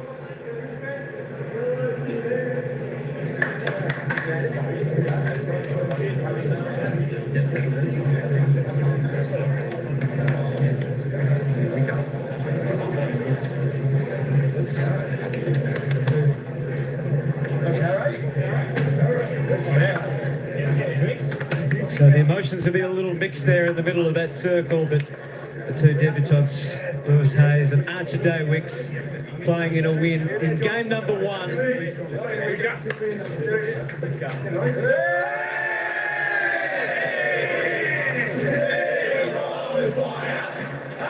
win the premiership flag. Our boys who play this great old game are always striving for glory and fame. See the Bombers fly up. We are the teams that don't fit. They will try to dress, but they can't give it as the Bombers fly up. This is Super Saturday Live on Fox, brought to you by the all-electric Toyota BZ4X. Essendon are in the 8 following an 8-point win at Marvel Stadium. They held off a late Sydney surge to move to 5-3 this season. David King, Jack Rewalt, Jay Clark. All right, folks, there we go. I tell you what, the Bombers, they just hung on. As we said, Sydney need to stop the Bombers from scoring a goal, and they did that. The Bombers only got 1 point in that final term. The Swans, 3 goals, 5. I tell you what, folks, I tell you what. Where was Sydney fight like that in the opening 3 quarters? Where is it? That's what the coach needs to ask them. You need to put that effort into the opening 3 quarters and you win the game. Plus straight kicking would help as well. The Bombers kicked straight, 11-5. Sydney, 8-15. They should have kicked more goals. In the end, they probably should have won through straight kicking. But that being said, Essendon had control of the game the opening 3 quarters. So, all being said, the better team ended up winning. But a great effort from Sydney, coming from 30 points behind to only go down by 8 points here at Marvel Stadium to the Bombers. Yeah, footy's hard to watch sometimes, Foss Jam. It certainly is occasionally. I think the next couple of games should be cracking games coming up. Of course, the Gold Coast Suns and the Western Bulldogs. I'd expect the Western Bulldogs to win that one. Of course, the next game we'll be covering, folks, will be a fantastic grudge match. The derby over there in Adelaide. That's coming up in about an hour and a half's time. Let me just double check the time on that. An hour and 10 minutes before that game kicks off. We'll cover that game. Port Adelaide taking on Adelaide. Let's just recap the goal scorers in today's game. And the leading goal scorer out on the ground was Nate Caddy there for the Bombers with 3. Zach Merritt bobbed up with 2. Redmond, Perkins, Kako, Harley, Durham, Daywicks, singles for the Bombers, and of course for Sydney, Hayward, the only multiple with 2. Corey Werner, Sheldrick, McLean, McInerney, Grundy, and Campbell, the single goal scorers there for the Swans. I tell you what, they nearly got it done. Nick Martin, he had a fantastic game, didn't he, there for the Bombers? 38 touches, 22 kicks, 16 handballs, 8 marks, 5 tackles, a clearance. Andy McGrath always comes to the show, 35 for him. 11 marks, 2 clearances, well done. Mason Redmond, 32. Only 3 players in the top 30 there. Matt Roberts for Sydney was the top possession getter there for the Swans on 26. Chad Warner certainly came into the game late on 25. They need to do it all. They just need to do it earlier. Brody Grundy tried his heart out, 23 touches. He had 31 hit-outs, 7 clearances, 1 goal, 1. You can't ask much more than that from your big man. He was pretty good. Nick Blakey went off the ground late, unfortunately. That could have cost him as well. 22, he copped a whack in the scon. Wow-wee. Durham, 21 there for the Bombers. Merritt with 19. Todd Goldstein, the other ruckman for the Bombers, 19 touches. 29 hit-outs, 5 clearances, so he did well. The ruckman did well today in the game. Just some of the midfields and the second-tier players let the Swans down opening. They've got to show that grit early on in the game, Swans. Come on, lift your game. Team stats. It was about 100 plus to the Bombers. Around about 30 kicks, 70 handballs. Inside 50s. Look at this, folks. 61. 61. Turn the table. 61 inside 50s for the Swans. 45 to the Bombers. Swans had their chances. I don't know what foot they were kicking with. There we go. Free kicks. 21-17, pretty close. Bombers by 4 in the hit free kicks. Essendon just winning the hit-outs. Clearances all tied up, 32 apiece. Centre clearances, though. Bombers a bit better there. 10-5. They'll need to work a little bit harder. Will Sydney. Stoppage clearances. Swans got on top there late in the game, 27-22. Contested possessions. Well, the Swans, last quarter, you got to show it in the opening 3 quarters, Swans. It's a 4-quarter game, not a 1-quarter game. There we go. Uncontested, as it just shows. Bombers controlled the game. 110. That's just too much. You've got to man up a bit. Put a bit more pressure on. The marks, by about 30 marks inside 50. Both teams had their chances. And, of course, the tackles, 59-46. Tackles inside 50, 7-6. You know what? I did like the way the Swans came out aggressive in that last quarter. But, as I said, it's just all too late. They certainly put a bit of speed into the game. They put the pressure on. And that's what happens. That's what happens. You restrict the opposition from scoring decent scores in the last quarter. It was just a one behind to the Bombers, and the Swans could then tally on the score, but to no avail. I tell you what, they only just fell short. Yeah, maybe next time. What are they saying? The Swans. They say the Swans play the Blues next week. That should be an interesting game. Let me just double check that. Let me bring the fixture up for next week, and we'll let you know who is playing who next week. Of course, Sydney next week. They have a home game at the SCG. That's next Friday night. Friday night football. Sydney take on Carlton. Should be a fascinating game. Tell you what, if Sydney starts slow like this, Carlton will rip them apart. If not, it's going to be a fantastic game. And of course, who else have we got? The Bombers. Tell you what, the Bombers are going to be up against it next week. Enjoy this win, the Bombers. Next week, next Saturday night, the Western Bulldogs will take on Essendon at Marvel Stadium. That's going to be a ring-a-ding-ding game. That's going to be a toughie for the Bombers. Let me just load up this ladder again. And we should have a few happy Essendon supporters there. There we go, folks. There is the ladder for the Essendon supporters. Played 8 games now. Don't forget, they've got a game in hand, as do the Gold Coast Suns.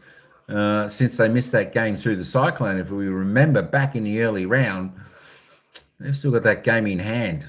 Could come in handy for the Bombers. Played 8 already, won 5, lost 3. Their percentage at 90.8. That's super, super low. They need to win games and win by margins. They need to get that well up and over the 100. And of course, the Sydney Swans, it's looking very, very grim for the Sydney Swans this year now. Just falling behind. It was a game. It was a must-win game for the Swans today, and they let it slip through their fingers. Played 9, 3 wins, 6 losses, 96%. Ooh, that's going to make it hard. That's going to make it hard, especially if they're coming up against Carlton next week. If they lose that one, could be lights out for Sydney. I mean, nearly halfway through the season. Going to be chasing their tails. It's always tough chasing. Got to get the wins on the board early. I like the wins on the board early. Set your season up, and then you can work your team, rest some players, have it work for you. Have it work for you instead of trying to chase hard and do all that type of stuff. All right, folks. I want to thank everyone for coming in. Don't forget, there we go. We had the poll. 70% of the folks in here tipped Essendon. You got it right again. Well done. Essendon's already played West Coast and North Melbourne before North has played West Coast or Richmond. No. There we go. You know what? If you're going to be a chance, if you're going to be a chance in the AFL, I know it's always nice to play the easy sides, but the good sides always they can tackle it with the best and they can beat the best as well. So. It sets you up well for finals time come that end of the season.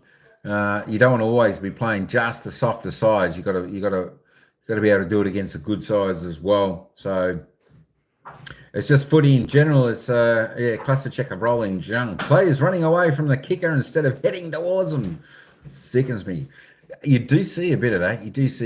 You'd love to see the forwards leading up to their kicker. What a miracle. The umpires finally failed to help the Sydney team enough. Tell you what, you're right, M. King. I tell you what, who got it? I think they said Essendon. Let me go back to these team stats for a minute. The free kicks. Free kicks were interesting. Where is the free kicks? 21 free kicks to Essendon. 7 of those were 50-metre penalties. Sydney gave away 7 50-metre penalties, 3 of those resulting in goals for the Bombers. So had the discipline been set within the Sydney team, it could have been a different result. 7 50-metre penalties in a game. That's got to be a record. Surely that's got to be a record. Hey, what, the coach should be certainly talking to them about that. And they need a bit of a rev up. What do you do? What do you do? If they're not performing, you know what? They need to drop them, bring some fresh blood in, give them a crack. I'm sure the new players are out there. They're giving it their all, even though they may not be as good. They give it their all, and that's what they just might need. Sydney, a little bit of fresh blood in the team. Get them fired up again. Wow, wow, wee. All right, another interesting game. All right, folks, that's it from me for this game where it was the Bombers by 8 points over the Sydney Swans. Hey, don't forget, the next game, come and check that out. Come and listen on in if you would like to. That's Port Adelaide taking on Adelaide, the derby over there in Adelaide. It's coming up in an hour's time. That should be an absolute ring-a-ding-ding game. And we'll keep the scores up to date on the other game as it's played. The other game will be about a quarter in front of the Port Adelaide game. Of course, the Gold Coast Suns and the Western Bulldogs. So we'll keep those scores up to date. If anyone wants to know, just let us know and we'll certainly let you know. We'll try and put them in the chat as the game goes on. But that's the next game we're heading to, Port Adelaide and Adelaide. That's in 1 hour's time. Until that game, folks, thanks everyone for popping in. Ciao for now. We'll see you at that next game.